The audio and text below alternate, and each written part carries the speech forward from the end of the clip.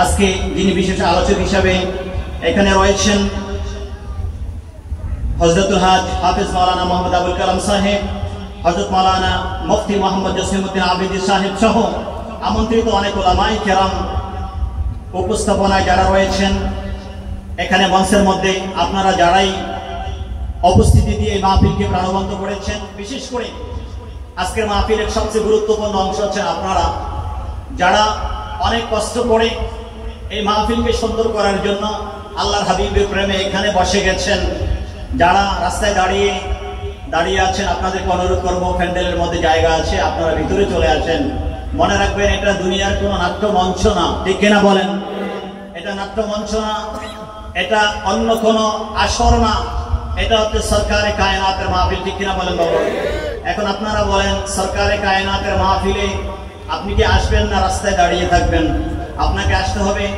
আল্লাহর হাবিবের দরবারে তিনজন লোক গেলেন, তিনি মসজিদে নববীতে ছিলেন। রাসূল পাক সাল্লাল্লাহু আলাইহি ওয়াসাল্লাম তিনি দেখলেন তিনজনের মধ্যে একজন লোক তিনি সামনে চলে আসলেন, যেখানে ফাঁকা জায়গা পেলেন। আরেকজন লোক সামনে জায়গা পান নাই, তিনি পিছনে বসে গেলেন একটু লজ্জা করে। আরেকজন লোক মজলিস থেকে বাহিরে রয়ে গেলেন, বের হয়ে গেলেন। আল্লাহ হাবিব সাল্লাল্লাহু আলাইহি ওয়াসাল্লাম এখন তিনজনের কথা বলছেন, সাহাবায়ে কেরামদের কাছে ওয়াজ করতেন, শোনো, এই তিনজনের মধ্যে যিনি প্রথম ব্যক্তি তিনি হচ্ছেন সবচেয়ে সৌভাগ্যবান ব্যক্তি। আলহামদুলিল্লাহ বলেন। তিনি ইলম অর্জন করার জন্য সামনে এসেছেন, আল্লাহ তাকে কাছে টেনে নিয়েছেন, আলহামদুলিল্লাহ। আর দ্বিতীয় নম্বর ব্যক্তি, তিনি লজ্জায় পিছনে বসে গেছেন, আল্লাহ তার প্রতি লজ্জা করেছেন, আল্লাহ তাকে বঞ্চিত করেন নাই। কিন্তু যিনি তৃতীয় নম্বর ব্যক্তি, যিনি মাহফিলে আসেন নাই, বাহিরে রয়েছেন, চলে গেছেন, মুখ ফিরিয়ে নিয়েছেন, আল্লাহ তার থেকে মুখ ফিরিয়ে নিয়েছেন। নাউজুবিল্লাহ বলবেন না? এজন্য আপনারা যারা বাহিরে দাঁড়িয়ে আছেন, যদি কাছেই থাকেন তাহলে মাহফিলের ভিতরে আসেন, আর যদি কাছে না থাকেন তাহলে আপনারা আপনাদের পথে যান, কিন্তু মাহফিলের সাথে বেয়াদবি করবেন না। সাবধান, এটা আল্লাহর হাবিবের মাহফিল। আমরা কিন্তু আপনার উস্কানি দিব না, বা আমরা আজকে এক কথা বলছি, আগামী দিন আরেক কথা বলবো না। আল্লাহ যেন আমাদেরকে সবসময় এক কথা বলার তৌফিক দান করেন, বলুন আমিন। আমাদের দেশে অনেক বড় বড় আলোচক, কত আলোচক আমাদের দেশে এসেছে, আপনারা দেখেছেন। আলোচকরা মঞ্চ হিসাবে ওনাদের আলোচনা পাল্টায়, এক এক মঞ্চে ওনাদের এক এক রকম আলোচনা থাকে, ঠিক কিনা বলেন? কিন্তু আলহামদুলিল্লাহ, আমরা যেন আল্লাহর হাবিব পাক সাল্লাল্লাহু ভালোবাসার দাবিদার। আমাদের আলোচনা চট্টগ্রামের মঞ্চে যেরকম, ঢাকার মঞ্চে সেরকম, চাঁদপুরের মঞ্চ সেরকম, আমরা যেখানে যাই আমাদের আলোচনা একই রকম থাকে। আল্লাহর হাবিবের প্রেমের কথা আল্লাহ আমাদের মুখ দিয়ে বের করান, ঠিক কিনা বলেন? এই যে ওলামায়ে কেরামদেরকে দেখছে, সবসময় এক কথা বলেন। আমরা আল্লাহ পাকের ইচ্ছায় সবসময় একরকম কথা বলার চেষ্টা করি। আমরা মাহফিল বুঝে কখনো এটা বলি না, আল্লাহর হাবিবকে যখন সালাতু সালাম জানানো হয়, সবাই দাঁড়িয়ে যান, দাঁড়িয়ে যান, সাবধান, একজন এদিক সেদিক নড়াচড়া করবেন না, বেয়াদবি হবে। কিন্তু কিছুদিন পর দেখা যায় আরেক মঞ্চে বলা হয়, বসেন বসেন, ইয়া নবী সাল্লাল্লাহু আলাইহি বলার সময় দাঁড়ানো যাবে না, এটা বেদাত গুনাহ। একই ব্যক্তি এক এক মঞ্চে, মঞ্চ অনুযায়ী, স্টেজ অনুযায়ী, জায়গা অনুযায়ী তার কথাকে চেঞ্জ করে, ঠিক কিনা বলেন? কিন্তু মনে রাখবেন, আশিকে রাসূলরা, যারা সত্যিকারের আশিকে রাসূলের দাবি করে, যাদের অন্তরের মধ্যে সুন্নিয়াত রয়েছে, যারা সুন্নিয়াতকে ভালোবাসে, তাদের জবান এবং তাদের অন্তরে, ঠিক কিনা বলেন? আমরা এক কথা বলি, আল্লাহ যেন এক কথার উপরে আমাদেরকে থাকার তৌফিক দান করে, বলুন আমিন। আমরা মজলিসের আদব রক্ষা করব, যেখানে থাকি, যেই মাহফিলে থাকি, আল্লাহর হাবিবের মাহফিলের আদব সব সময় একরকম রক্ষা করতে হবে। আল্লাহ যেন তৌফিক দান করে, বলুন আমিন। একটু মহব্বতে দরুদ শরীফ পড়ুন, সালাতু নিয়াম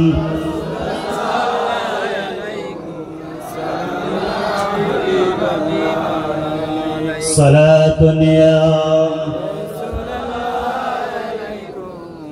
সালামুন ইয়া হাবিবাল্লাহ আলাইকুম সালাতু নিয়াম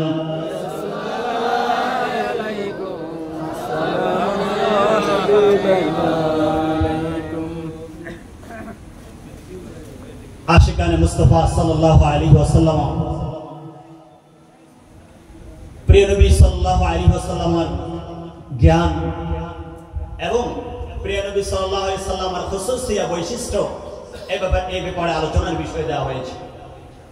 আমি এ ব্যাপারে আলোচনার পূর্বে যারা প্রায় 40 থেকে 45 বছর পর্যন্ত মাহফিল করছেন, আমি আপনাদেরকে অনুরোধ করছি, আল্লাহ আপনাদেরকে যতদিন পর্যন্ত হায়াতে বাঁচিয়ে রাখে আপনারা একদিনের জন্য এই মাহফিল বন্ধ করবেন না। রাজি আছেন বাবা?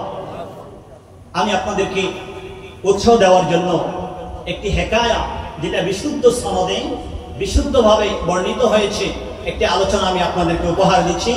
এখন থেকে প্রায় 700 থেকে 800 বছর পূর্বে, ওলামায়ে কেরাম জানেন, এখন থেকে 500 বছর পূর্বে ইমাম মুহাম্মদ বিন সালিহ আশ-শামী রাহমাতুল্লাহ আলাইহি তিনি এত বড় বড় ভলিউমে 13 খণ্ডে সিরাতে মুস্তাফা রাসূল পাক সাল্লাল্লাহু আলাইহি ওয়াসাল্লামের জীবনী গ্রন্থ রচনা করেছেন।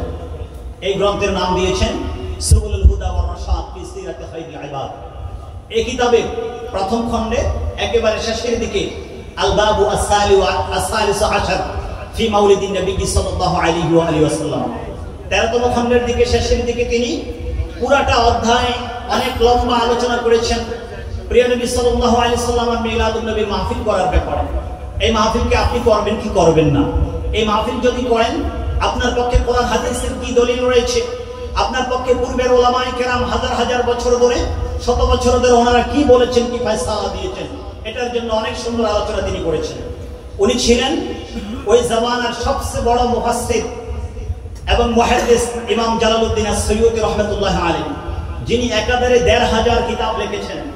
ওনার একমাত্র শিষ্য, যিনি ইমাম জালালউদ্দিন সুয়ুতী রাহমাতুল্লাহ আলাইহি ইন্তেকালের পরে পুরা মিশরব্যাপী সর্বশ্রেষ্ঠ মুহাদ্দিস ছিলেন, ইমাম মুহাম্মদ বিন সালিহ আশ-শামী রাহমাতুল্লাহ আলাইহি।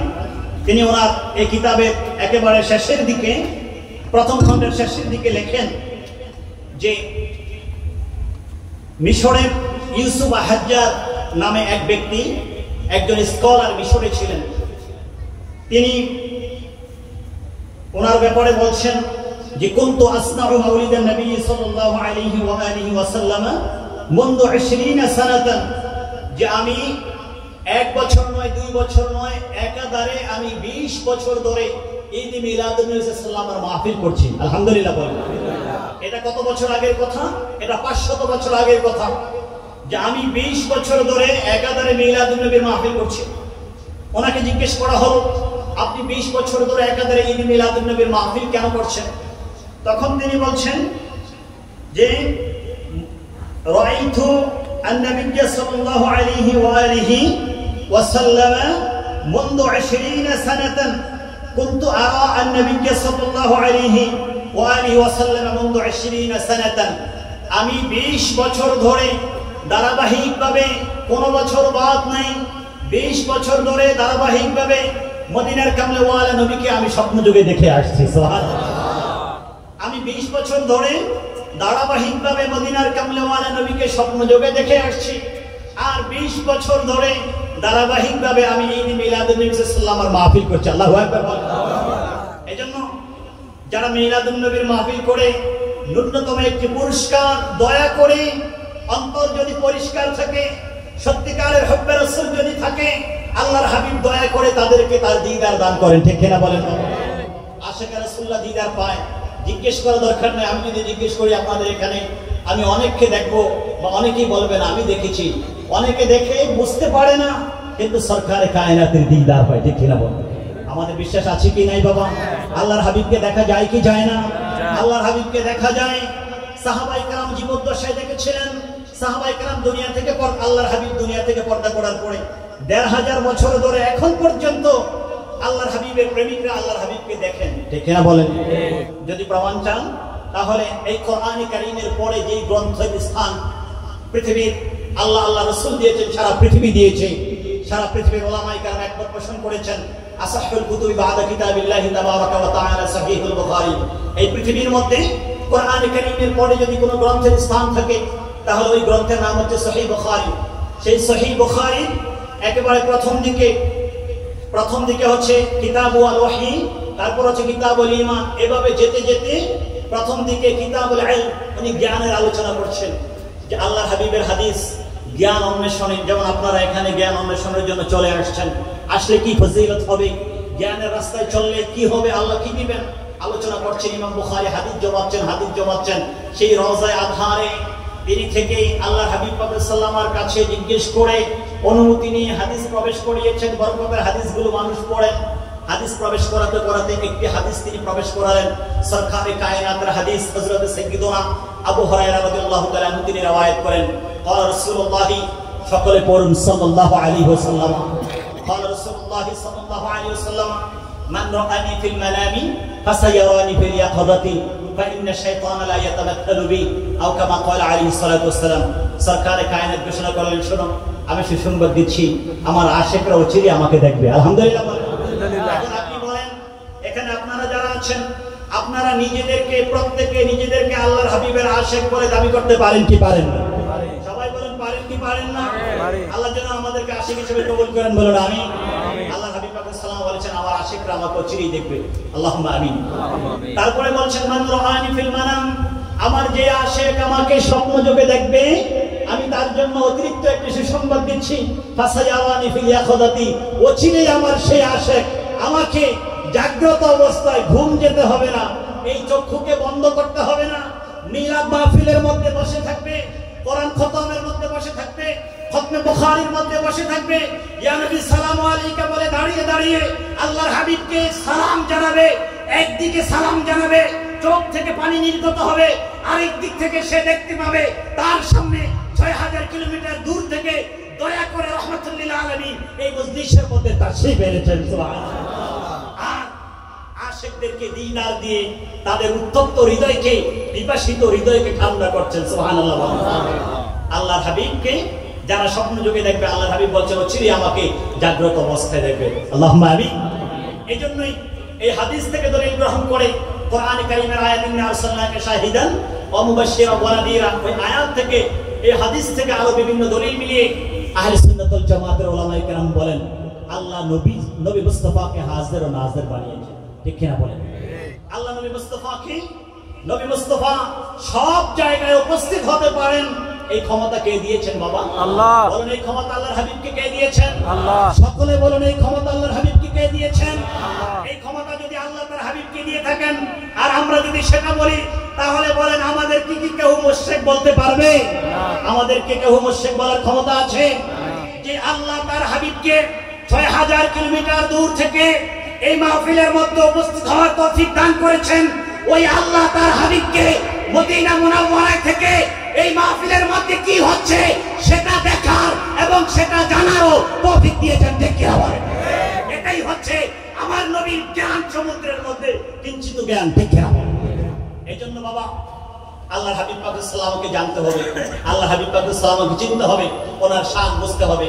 যে হাদিসটাকে আমি একটু আগে আপনাদের সামনে উল্লেখ করেছিলাম, জ্ঞানের হাদিস, কিতাবুল ইলমের মধ্যে উল্লেখ করা হয়েছে হাদিসখানাকে। এই হাদিসখানার একটা চমৎকার ব্যাখ্যা আমি দিচ্ছি আপনাদেরকে।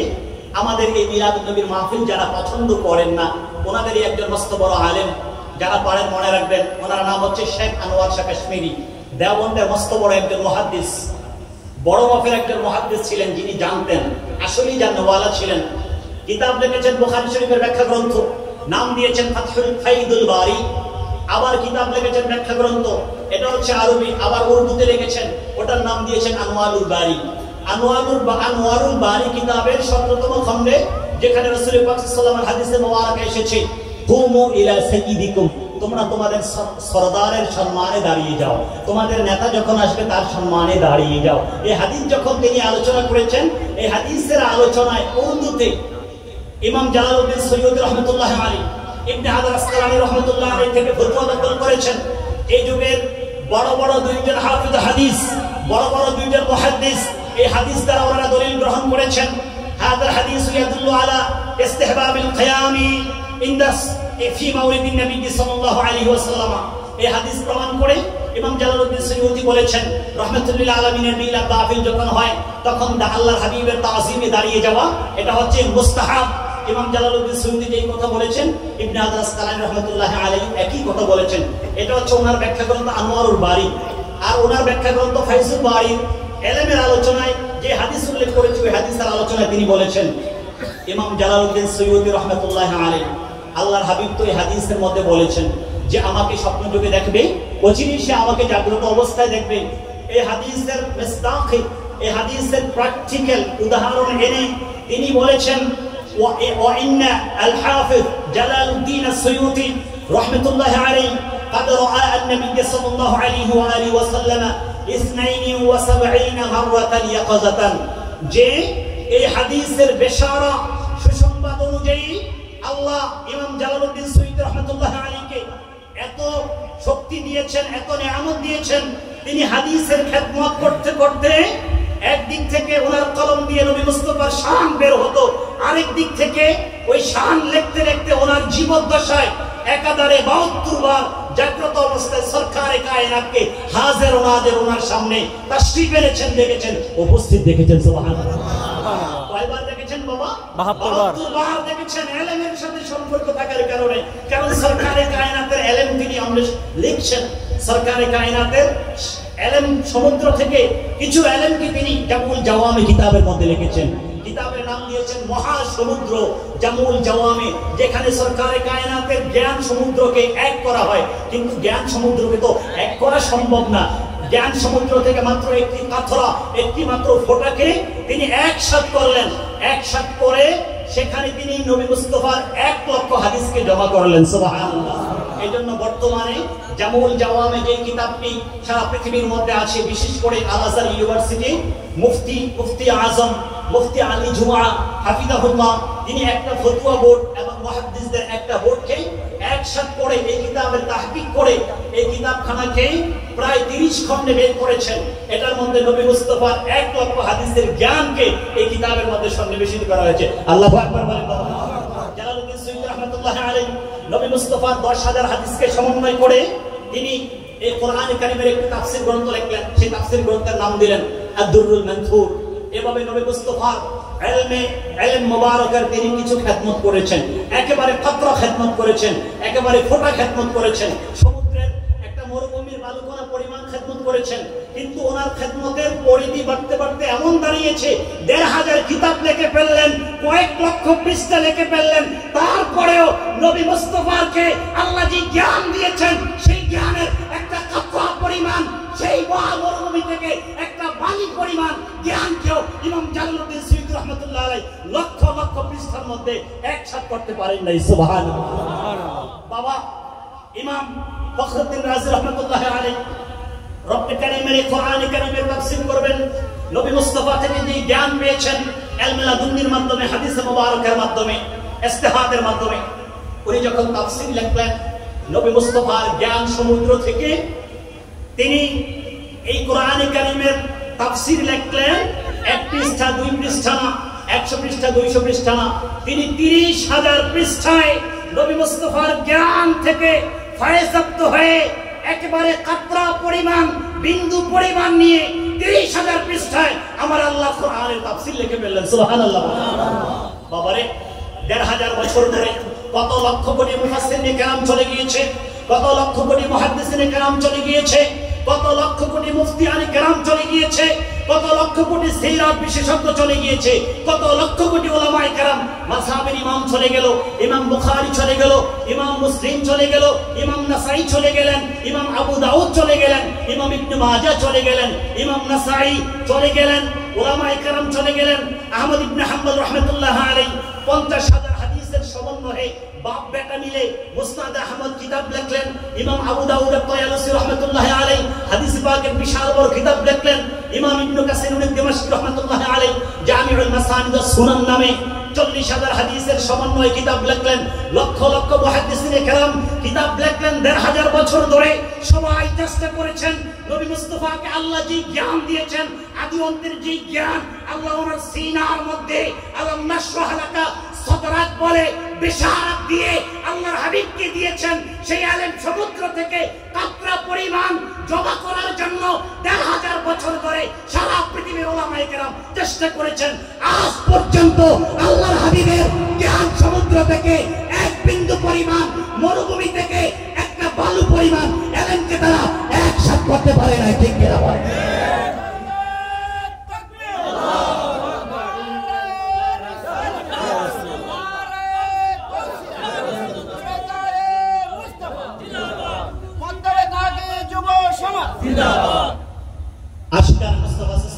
আমি যে আলোচনাটা পরে করার খেয়াল করেছি, আমার হুজুর তিনি আগেই আলোচনাটা আমাকে মনে করিয়ে দিলেন, আমি এখন একটু বলে দিই প্রাসঙ্গিক। ইমাম শরফুদ্দীন বসরি রাহমাতুল্লাহ আলাইহি, আপনারা ওনার নাম শুনেছেন? বাবারে, আশেক যদি হইতে হয় এরকম আশেক হও। যুবকদেরকে বলছি, অনেক কষ্ট করে মিলাদুন নবীর মাহফিল করো, মিলাদুন নবীর মাহফিল করো, এইরকম আশেক হয়ে দেখবে মিলাদুন নবীর মাহফিল তোমাকে কোথায় নিয়ে যাবে। ইমাম শরফুদ্দীন বসরি রাহমাতুল্লাহ আলাইহি তিনি একজন পাক্কা আশেক রাসূল ছিলেন। এই পর্যন্ত যারা কাব্যমালার মধ্যে এই যে একটু আগে আলা হযরতের একটি কবিতা, ছোট্ট একটি বাচ্চা দরবার শরীফের একটি বাচ্চা পড়লেন, লামিয়াতি নাযীরুকা, আল্লাহ আল্লাহ আল্লাহ, যে আপনার মতো আপনার নজির তো কেউ নাই। আলা হযরত কলম দিয়ে বলে দিলেন, আপনার মতো কোন সন্তান কোন মা জন্ম দেয় নাই, আপনার নজির কাউকে দেখা যায় নাই, এখনো নাই, কেউ নাই। সুবহানাল্লাহ বলেন। এই কথাটি তো আলা হযরত বলেছেন হাসান বিন সাবিত রাহমাতুল্লাহ রাদিয়াল্লাহু তাআলা আনহু, সেই নাতে মুস্তাফা থেকে আল্লাহর হাবিব হাসান বিন সাবিত রাদিয়াল্লাহু তাআলাকে বললেন, নিজের মিম্বরের মধ্যে দাঁড়িয়ে দিয়েছেন। আলহামদুলিল্লাহ বলেন। আল্লাহর হাবিব নিজের মিম্বরের মধ্যে দাঁড়িয়ে দিলেন হাসান বিন সাবিতকে। সহিহ বুখারীর হাদিস, হাসান বিন সাবিত তুমি মিম্বরে দাঁড়িয়ে যাও, ইয়া রাসূলুল্লাহ আপনি আদেশ করেন, আপনার মিম্বরে দাঁড়াবো, আমি কি বলবো? আল্লাহ হাবিব বলেন, আমি বসা আছি, মিম্বরে দাঁড়িয়ে দাঁড়িয়ে তুমি আমার নাত পড়ো। আলহামদুলিল্লাহ আলহামদুলিল্লাহ। যে আশিক রাসূলুল্লাহ আল্লাহর হাবিবের নাত পড়ে আল্লাহর হাবিব পছন্দ করেন কি করেন না? আল্লাহর হাবিব খুশি হন। সাবধান, বলবেন না, বেজার হন না। না, নাত রাসূলের মাহফিল করো যুবকরা, নাত রাসূলের কনসার্ট করো, নাত রাসূল বানাও, নাত রাসূল বানিয়ে আশিক রাসূলের অন্তরে আল্লাহর হাবিবের প্রেমের শিখাকে আরো জ্বালিয়ে দাও, দেখবে আল্লাহ দুনিয়া আখিরাত তোমাদের জন্য উজ্জ্বল করে দিবে। ঠিক কি না বলেন? হাসান বিন সাবিত রাদিয়াল্লাহু তাআলা আনহু যে কথাটি বলেছেন, আলা হযরত সেই কথাটাই বললেন, ওয়া আজমালা মিন কালাম তারাকাতু আইনি ওয়া আসানা মিন কালাম তারাকাতু আইনি ওয়া আজমালা মিন কালাম তারিদিন নিসাউ খুলিকতা মুবাররাআন মিন কুল্লি আইবিন কাআন্নাকা কাদ খুলিকতা কামা তাশাউ। আল্লাহু আকবার বলুন না। হযরত হাসান বিন সাবিত রাদিয়াল্লাহু তাআলা, আপনারা বলেন সাহাবী কি মিথ্যা কথা বলতে পারে? পারে পারে পারে। আমরা এখান থেকে সবক নিয়ে আমরা জীবনে মিথ্যা কথা বলবো না, অন্যদের আলোচনা চাই না। এবং আল্লাহর হাবিবের সামনে আলোচনা করছেন, আপনার মতো এত সুন্দর চেহারা, এত সুন্দর চেহারার কাউকে এই পৃথিবীর মধ্যে বাবা আদম থেকে, বাবা আদমের যে স্ত্রী হাওয়া আলাইহিস সালাম ছিল, মা হাওয়া আপনার মতো এত সুন্দর সুশ্রী, এত নূরানি বদনের কাউকে জন্ম দিতে পারে নাই। মা হাওয়া থেকে আপনার পর্যন্ত, আপনার মার আগ পর্যন্ত যত রমণী, যত সন্তানকে জন্ম দিয়েছে, যত নবী রাসূলকে জন্ম দিয়েছে, কোন নবী রাসূল, কোন সন্তান, কোন রাজা বাদশা আপনার মতো এত সুন্দর চেহারা নিয়ে, চেহারা মুবারক নিয়ে, হলিয়া মুবারক নিয়ে এই পৃথিবীতে আগমন করেন। সুবহানাল্লাহ। আল্লাহর হাবিব কি বলছেন? এই কি বলছ? চুপ করো, বেদাত হয়ে যাচ্ছে, নোংরা হয়ে যাচ্ছে, গুনার কাজ করছে। আল্লাহর হাবিব এটা বলেছেন না। আল্লাহর হাবিব বরং দোয়া করছেন, তিনি এত খুশি হয়ে গেলেন। আল্লাহর হাবিব দোয়া করছেন, আল্লাহ গো, আল্লাহুম্মা আইয়িহু বিরূহিল কুদসি, আল্লাহ আমি নবী মুস্তাফা আমার হাসানের নাম শুনে শুনে আমি খুশি হয়ে গেছি, তোমার কাছে দরখাস্ত করছি তাড়াতাড়ি তুমি জিবরিলকে পাঠিয়ে দাও। জিবরিল এখন আকাশে থাকবে না, জিবরিল এখন আমার হাসানের কাছে চলে আসবে। জিবরিলকে পাঠিয়ে দাও, জিবরিল যেন হাসানকে সহায়তা করে, হাসানও নাত পড়বে, জিবরিলও তোমার নবীর নাত পড়বে, দুইজনে মিলে একসাথে তোমার নবীর নাত পড়বে, আমিও শুনবো, আল্লাহ তুমিও শুনবে, এভাবে কিয়ামত পর্যন্ত সবাই তোমার নবী মুস্তাফার নাত শুনতে থাকবে। সুবহানাল্লাহ। ওয়া আসানা মিন কালাম তারাকাতু আইনি ওয়া আজমালা মিন কালাম তালিদিন নিসাউ। এখানে প্রাসঙ্গিক বলে দেই বাবা, হযরতে আয়েশা সিদ্দিকা রাদিয়াল্লাহু তাআলা আনহা তিনি আল্লাহর হাবিব পাক সাল্লাল্লাহু আলাইহি ওয়াসাল্লামকে একসময় বলেন, ইয়া রাসূলুল্লাহ, শোনা যাচ্ছে ইউসুফ আলাইহিস সালামের সৌন্দর্যের কথা, ওনার সৌন্দর্যে বিমোহিত হয়ে মিশরের রমণীরা লেবু কাটতে গিয়ে ওনাদের হাত কেটে ফেলেছে। ইয়া রাসূলুল্লাহ, আপনার ব্যাপারে তো এরকম কিছু আমরা শুনি না। স্ত্রী বলতে পারে না, নবী তো নবীর জায়গায় আছে, কিন্তু তিনি তো স্ত্রী, আমার নবী পাকের অর্ধাঙ্গিনী, আল্লাহ রাব্বুল আলামিন স্বয়ং যার বিবাহ করিয়ে দিয়েছেন। সুবহানাল্লাহ। তো আম্মা জান আয়েশা সিদ্দিকা রাদিয়াল্লাহু তাআলা যখন এই কথা বললেন, আল্লাহ হাবিব পাক সাল্লাল্লাহু আলাইহি ওয়াসাল্লাম কি বলছেন জানেন? আয়েশা রে, আমার এই সৌন্দর্য যদি আল্লাহ প্রকাশ করত, তাহলে মিশরের রমণীরা তো হাত কেটেছে, আমার এই সৌন্দর্যের হাকিকত দেখে তারা তাদের কলিজা পর্যন্ত কেটে ফেলতো, কিন্তু তারা টেরও পেত না। সুবহানাল্লাহ।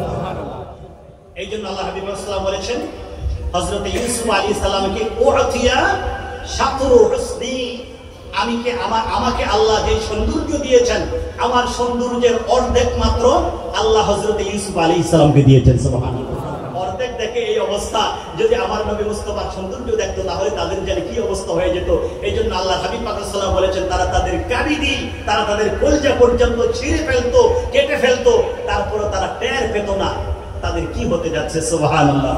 আম্মা জান আয়েশা সিদ্দিকা রাদিয়াল্লাহু তাআলা আনহা তিনি এই কথা বলেছেন আল্লাহ হাবিবের সৌন্দর্যের কথা। তো আজমালা মিন কালাম তারাকাতু আইনি ওয়া আসনা মিন কালাম তালিদিন নিসাউ খলিকতা মুবাররাআম মিন কুল্লি আইবিন। আল্লাহ আপনাকে সৃষ্টি করেছে সকল প্রকার আইব থেকে মুক্ত করে। আলহামদুলিল্লাহ বলেন। এখানে আমাদের একটা আকীদার বিষয় বলে দিই, প্রাসঙ্গিক আসছে। আল্লাহ হাসান বিন সাবিত বলছেন, আল্লাহ আপনাকে সকল প্রকার দোষ ত্রুটি থেকে মুক্ত করে সৃষ্টি করেছেন। এখন আপনি আল্লাহর হাবিবের উম্মত দাবি করে, আপনি মুসলমান দাবি করে যদি বলেন আল্লাহর হাবিব দোষ ত্রুটি মুক্ত না, বরং দোষ ত্রুটি যুক্ত, আপনি যদি বিপরীতটা দাবি করেন, আপনার ঈমান থাকবে কি থাকবে না? বলেন, ঈমান থাকবে কি থাকবে না? আমাদের আকীদা ১৫০০ বছরের আকীদা, আহলে সুন্নাত ওয়াল জামাত সকলের আকীদা, আল্লাহর হাবিব পাক সাল্লাল্লাহু আলাইহি ওয়াসাল্লাম এবং সকল নবী রাসূল সকল ধরনের দোষ ত্রুটি থেকে মুক্ত, ঠিক কি না বলেন? এবং ওনাদের কোনো গুনাহ নাই, সগীরা নাই, কবীরা নাই, ছোট নাই, বড় নাই, কোনো ভুল নাই। এই জন্য আল্লাহ সূরাতুল ফাতহের মধ্যে, কোরআনে কারীমের মধ্যে বলেছেন, ইন্না ফাতাহনা লাকা ফাতহান মুবিনা লিয়াগফিরা লাকাল্লাহু মা তাকদ্দামা মিন যামবিকা ওয়া মা তাআখার ইলা আখিরিহি। আল্লাহ আপনার জীবনে তো কোনো গুনাহই রাখেন নাই, বরং গুনার মাঝে আপনার মাঝে মজবুত প্রাচীরকে দেওয়া হয়েছে।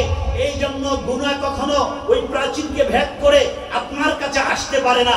এই জন্য আগেও গুনাহ নাই, পরেও গুনাহ নাই, বরং আমি কোরআনে কারীমে যেটা বলেছি সেটা হচ্ছে আপনার খাতিরে আপনার আগের এবং পরের সব উম্মতকে আমি মাফ করে দিয়েছি। সুবহানাল্লাহ। খলিকতা মুবাররাআম মিন কুল্লি আইবিন, সকল দোষ ত্রুটি থেকে পুত পবিত্র করে আল্লাহ আপনাকে সৃষ্টি করেছেন। কাআন্নাকা কাদ খলিকতা কামা তাশাউ। হাবিবকে মনে হচ্ছে যেন আল্লাহ আপনাকে সৃষ্টি করার পূর্বে আপনার সাথে পরামর্শ করেছেন, আর এই পরামর্শ করে সিদ্ধান্ত হয়েছে এইভাবে সৃষ্টি করা হবে, এই জন্য আল্লাহ আপনাকে সেইভাবে সৃষ্টি করে দিলেন। সুবহানাল্লাহ।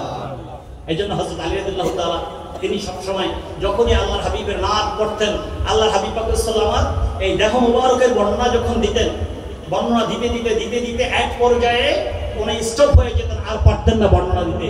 এক পর্যায়ে তিনি বলতেন, যেটা ইমাম তিরমিজি রাহমাতুল্লাহি আলাইহি আশ-শামাইল আল মুহাম্মাদিয়া কিতাবের মধ্যে উল্লেখ করেছেন। এখন থেকে 1200 বছর পূর্বে হাদিসের কিতাব লেখা হয়েছে। কিতাবের মধ্যে উল্লেখ করেছেন, হযরত মাওলা আলী শায়রে খোদা আরব দেশের শ্রেষ্ঠ বালাগাত ফাসাহাত দিয়ে আল্লাহর হাবিব পাক সাল্লাল্লাহু আলাইহি ওয়াসাল্লাম চোখ মুবারকের আলোচনা করছেন, মাথা মুবারকের আলোচনা করছেন, হাত মুবারকের আলোচনা করছেন, কদম মুবারকের আলোচনা করছেন, বক্ষ মুবারকের আলোচনা করছেন, পেট মুবারকের আলোচনা করছেন, এবং পিছনে মহরে নবুয়তের আলোচনা করছেন, স্কন্দন মুবারকের আলোচনা করছেন, ভ্রু মুবারক কেমন ছিল আলোচনা করছেন, ঠোঁট মুবারক কেমন ছিল আলোচনা করছেন, চেহারা মুবারকের নূর কেমন ছিল আলোচনা করছেন, কথা বলার সময় দাঁত মুবারক থেকে নূর মুবারক বের হতো, সব আলোচনা করছেন। আলোচনা করতে করতে এক সময় দেখলেন, আমি আলী প্রকৃতভাবে সরকারে কায়নাতের আলোচনা বর্ণনা আমি দিতে পারবো না। এক কথা আমি বলে দিই, ইয়াকুলু নাইতুহু লাম আরা ক্বাবলাহু ওয়ালা বা'দাহু মিসলাহু। আল্লাহু আকবার বলেন। হযরত মাওলা আলী শায়রে খোদা বাবা, আগে তাকে চিনবেন। ওনার মতো ব্যক্তি যদি অক্ষম হয়ে যায়, অক্ষমতা প্রকাশ করে, আমি আপনি আব্দুল্লাহ সারা জীবন চেষ্টা করলে নবী মুস্তাফার কালামের একটু কাতরা পরিমাণও কি বর্ণনা করতে পারবো না? আলী রাদিয়াল্লাহু তাআলার শানে কি আমার হাবিব বলেন নাই, আনা মাদিনাতুল ইলমি ওয়া আলিউল বাবুহা, আমি হচ্ছে ইলমের শহর, আর ওই শহরে ঢোকার জন্য যেই দরজা দিয়ে যেই দ্বার দিয়ে ওই শহরে আসতে হবে, সেই দ্বার হচ্ছে আমার আলী। অর্থাৎ আমি নবী মুস্তাফার ইলমের কাছে আসতে হলে আমার আলীর মাধ্যমে আসতে হবে। আল্লাহু আকবার। বাবা গাউসে পাকের জীবনী জেনেছেন, একটু এদিক সেদিক চলে যায়, আবার জায়গা মতো চলে আসে। গাউসে পাকের জীবনী আপনারা জানেন, শেখ আব্দুল কাদের জিলানী রাহমাতুল্লাহ আলাইহি উনি যখন বাগদাদ শরীফের জীবনে আসলেন, ইমাম জালালউদ্দিন সুয়ুতী রাহমাতুল্লাহ রেফারেন্স মনে রাখবেন, এখান থেকে যাওয়ার পরে যেন কেউ বলতে না পারে আমি বানোয়াটি বলেছি। এবং জালালউদ্দিন সুয়ুতী রাহমাতুল্লাহ আলাইহি উনি ওনার কিতাব তানবীহুল হালাক ফি ইমকানি রুয়ায়াতিন নবী ওয়াল মালাক, রাসূল পাককে জাগ্রত অবস্থায় দেখা যায়, বারবার দেখা যায়, সারা পৃথিবীর সব জায়গায় দেখা যায়, আশিক রাসূলুল্লাহ দেখেন, এটা প্রমাণ করার জন্য তিনি কিতাব লিখেছেন। এই কিতাবের মধ্যে তিনি একটা আলোচনা আনলেন, বিশুদ্ধ আলোচনা।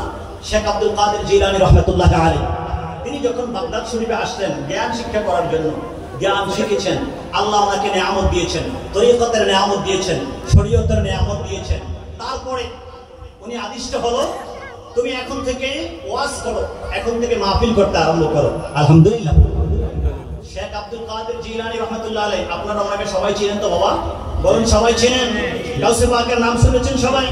শেখ আব্দুল কাদের জিলানী রহমাতুল্লাহ আলাইহি উনি ইনদামা কানা ইয়াজলিসু লিল মাউইযাতি, তিনি যখনই কোনো মজলিসে আলোচনার জন্য মাহফিল করার জন্য বসতেন, ইয়াহদুরু ফি মাহফিলিহি ৭০,০০০ ন্যূনতম ওনার প্রত্যেকটি মাহফিলে ৭০,০০০ মানুষ উপস্থিত হতো। সুবহানাল্লাহ। এটা একেবারে অল্প সংখ্যা। শেখ আব্দুল কাদের জিলানী রহমাতুল্লাহ আলাইহি তিনি যেই মাহফিলে বসতেন, ওনার মাহফিলের মধ্যে ন্যূনতম ৭০,০০০ মানুষ বসতো। এরকম মাইক ছিল না বাবা। তিনি যখন কথা বলতেন, ওনার সামনের কাতারে যারা আছে ওনার আওয়াজ যেভাবে শুনতেন, একেবারে পিছনে যারা আছে ওনার আওয়াজ একইভাবে শুনতেন, একটু ব্যবধান হতো না। আল্লাহু আকবার। শেখ আব্দুল কাদের জিলানী রাহমাতুল্লাহ আলাইহি এখনো আলোচনা আরম্ভ করেন নাই। আদেশ করা হলো, আব্দুল কাদের তুমি আলোচনা করো। সরকারে কায়নাত আদেশ করেছেন, আল্লাহ গাউসে পাকের নানা জান, উর্দুতন নানা জান আদেশ করেছেন, আল্লাহর হাবিব পড়ো, আলোচনা করো। গাউসে পাক উনি এই প্রথমে তিনি জিলান শহর থেকে, যেখানে ফার্সি ভাষা, জিলান শহর থেকে আসছেন বাগদাদ শরীফে, যারা বিশুদ্ধ আরবি ভাষায় কথা বলে। তিনি চিন্তা করলেন, এই মানুষের সামনে আমি কিভাবে আরবি ভাষায় এত সুন্দর করে কথা বলবো। আল্লাহ হাবিব ওই মজলিসের মধ্যে উপস্থিত। আব্দুল কাদের জিলানী রাহমাতুল্লাহি বলেন, ইয়া আব্দুল কাদের ইফতাহ ফাহাকা, হে আব্দুল কাদের তোমার মুখ খোলো। গাউসে পাক হা করলেন। সুম্মা তাফিলা নবী সাল্লাল্লাহু আলাইহি ওয়াসাল্লাম ফি ফামিহি ৭ মাররাতিন, আল্লাহ হাবিব পাক সাল্লাল্লাহু আলাইহি ওনার লোহবে দাহান, ওনার জবান মোবারক থেকে থুতু মোবারক হযরতে শেখ আব্দুল কাদের জিলানী রাহমাতুল্লাহি আলাইহি মুখ মোবারকের মধ্যে ৭ বার নিক্ষেপ করলেন। আলহামদুলিল্লাহ। আল্লাহর হাবিব তো তখন বাহ্যিক হায়াতে নাই, তিনি তো তখন থেকে গাউসে পাক ওনার ইন্তেকাল হচ্ছে ৫৬১ হিজরিতে, ৪০০ হিজরির শেষের দিকে তিনি দুনিয়াতে আসতেন। তার ৪০০ বা ৫০০ বছর আগে আল্লাহর হাবিব দুনিয়া থেকে পর্দা করলেন। এত বছর পরে আল্লাহর হাবিব কোথায় থেকে আসলেন? আল্লাহর হাবিব তো দুনিয়া থেকে পর্দা করেছেন। পর্দা করলে কি হবে? তিনি তো হায়াতুন নবী, ঠিক কিনা বলেন? তিনি যেভাবে রওজা শরীফে আছেন, এট এ টাইমে তিনি বাংলাদেশের জমিনে আছেন, এট এ টাইমে তিনি ইন্ডিয়ার জমিনে আছেন, ওই সময় বাগদাদ শরীফে আছেন, সারা পৃথিবীতে আছেন। তিনি যেই সময়ে পৃথিবীতে আছেন, আবার একই সময় মুহূর্তের মধ্যে আরশে আজিম ছেদ করে লা মাকানে গিয়ে আমার আল্লাহর সাথে দিদার করেছেন। দেখতে না বলেন, ক্ষমতা দিয়েছে কে? আল্লাহ। আল্লাহর হাবিব পারে কি পারে না? বলেন পারে কি পারে না? আল্লাহর হাবিবকে আল্লাহ ক্ষমতা দিয়েছে। তোমার আপত্তি কোথায় বাবা? তোমার মানতে কোথায়? দলিল যদি থাকে তুমি মানবে না কেন? আল্লাহর হাবিব পাক সাল্লাল্লাহু আলাইহি ওয়াসাল্লাম ৭ বার থুতু মোবারক নিক্ষেপ করলেন। গাউসে পাক এখন আলোচনা আরম্ভ করবেন। তিনি হঠাৎ করে দেখতে পেলেন, মানুষ তো আছে কিন্তু গায়েবী মানুষ, গায়েবী সুরতে গায়েবী মানুষের অভাব নাই। শুধু শুধু গায়েবী মানুষরা আসতেছে, পবিত্র আত্মাগুলো গায়েবের থেকে বিভিন্ন মানুষ ওনার দরবারে আসতেছে। উনি আবার একটু বিচলিত হয়ে গেলেন। পাশেই দেখতে পেলেন আল্লাহর হাবিব, যাকে বলেছেন আনা মাদিনাতুল ইলমি ওয়া আলিকুন বাবুহা, আমি হচ্ছে ইলমের শহর আর আমার আলী হচ্ছে সেই শহরে প্রবেশ করার জন্য দরজা। একটু পরেই তিনি দেখতে পেলেন এলেমের শহর থেকে তো ফায়েজ পেয়েছেন, যিনি এলেমের শহর, ওনার পবিত্র জবান থেকে তো লোহবে দাহান পেয়েছেন, থুতু মোবারক পেয়েছেন, কিন্তু ওই শহরে প্রবেশ করার জন্য যে দরজা, এটা তো এখনো বাকি আছে। এই জন্য মাওলা আলী শেরে খোদাকে মুহূর্তের মধ্যে দেখলেন। মাওলা আলী শেরে খোদা ওনার পাশে দাঁড়ানো, বলল যে ইফতাহ ফাহাকা ইয়া আব্দুল কাদের, হে আব্দুল কাদের তুমি তোমার মুখ খোলো, হা করো। এখন হযরতে মাওলা আলী শেরে খোদা ৭ মারওয়াত ৬ বার তিনি থুতু নিক্ষেপ করলেন। সুবহানাল্লাহ। আল্লাহর হাবিব লোহবে দাহান দিলেন ৭ বার, আর হযরত মাওলা আলী শেরে খোদা লোহবে দাহান দিলেন ৬ বার। জিজ্ঞেস করা হলো, আপনি একবার কম দিলেন কেন? আপনি কি ৭ বার দিতে পারেন নাই? তিনি বলে দিলেন, আদাবান বিরাসূলিল্লাহ সাল্লাল্লাহু আলাইহি ওয়াসাল্লাম। আল্লাহু আকবার। দেখেন কত বড় আদব ওনাদের। আল্লাহর হাবিব ৭ দিয়েছে, আমি আলীর ৭ কেন হবে? আমি আলীর তো বেশি হবে না এবং সমানও হবে না, আমি আলীর তো কম হবে। এই জন্য সরকারে কায়নাত ৭ দিয়েছেন, আর আমি ৬ বার তোমার চেহারার মধ্যে থুতু মোবারক দিয়েছি, তো দিয়েছি। আলহামদুলিল্লাহ। হযরত আলী রাদিয়াল্লাহু তাআলা থুতু মোবারক দিলেন। আল্লাহর হাবিবের লোহবে দাহান আসলো, ওনার থেকে লোহবে দাহান আসলো হযরতে আব্দুল কাদের জিলানী রাদিয়াল্লাহু তাআলা তিনি এখন কথা বলতে আরম্ভ করলেন। ওনার মজলিসে ন্যূনতম ৭০,০০০ মানুষ উপস্থিত হতো।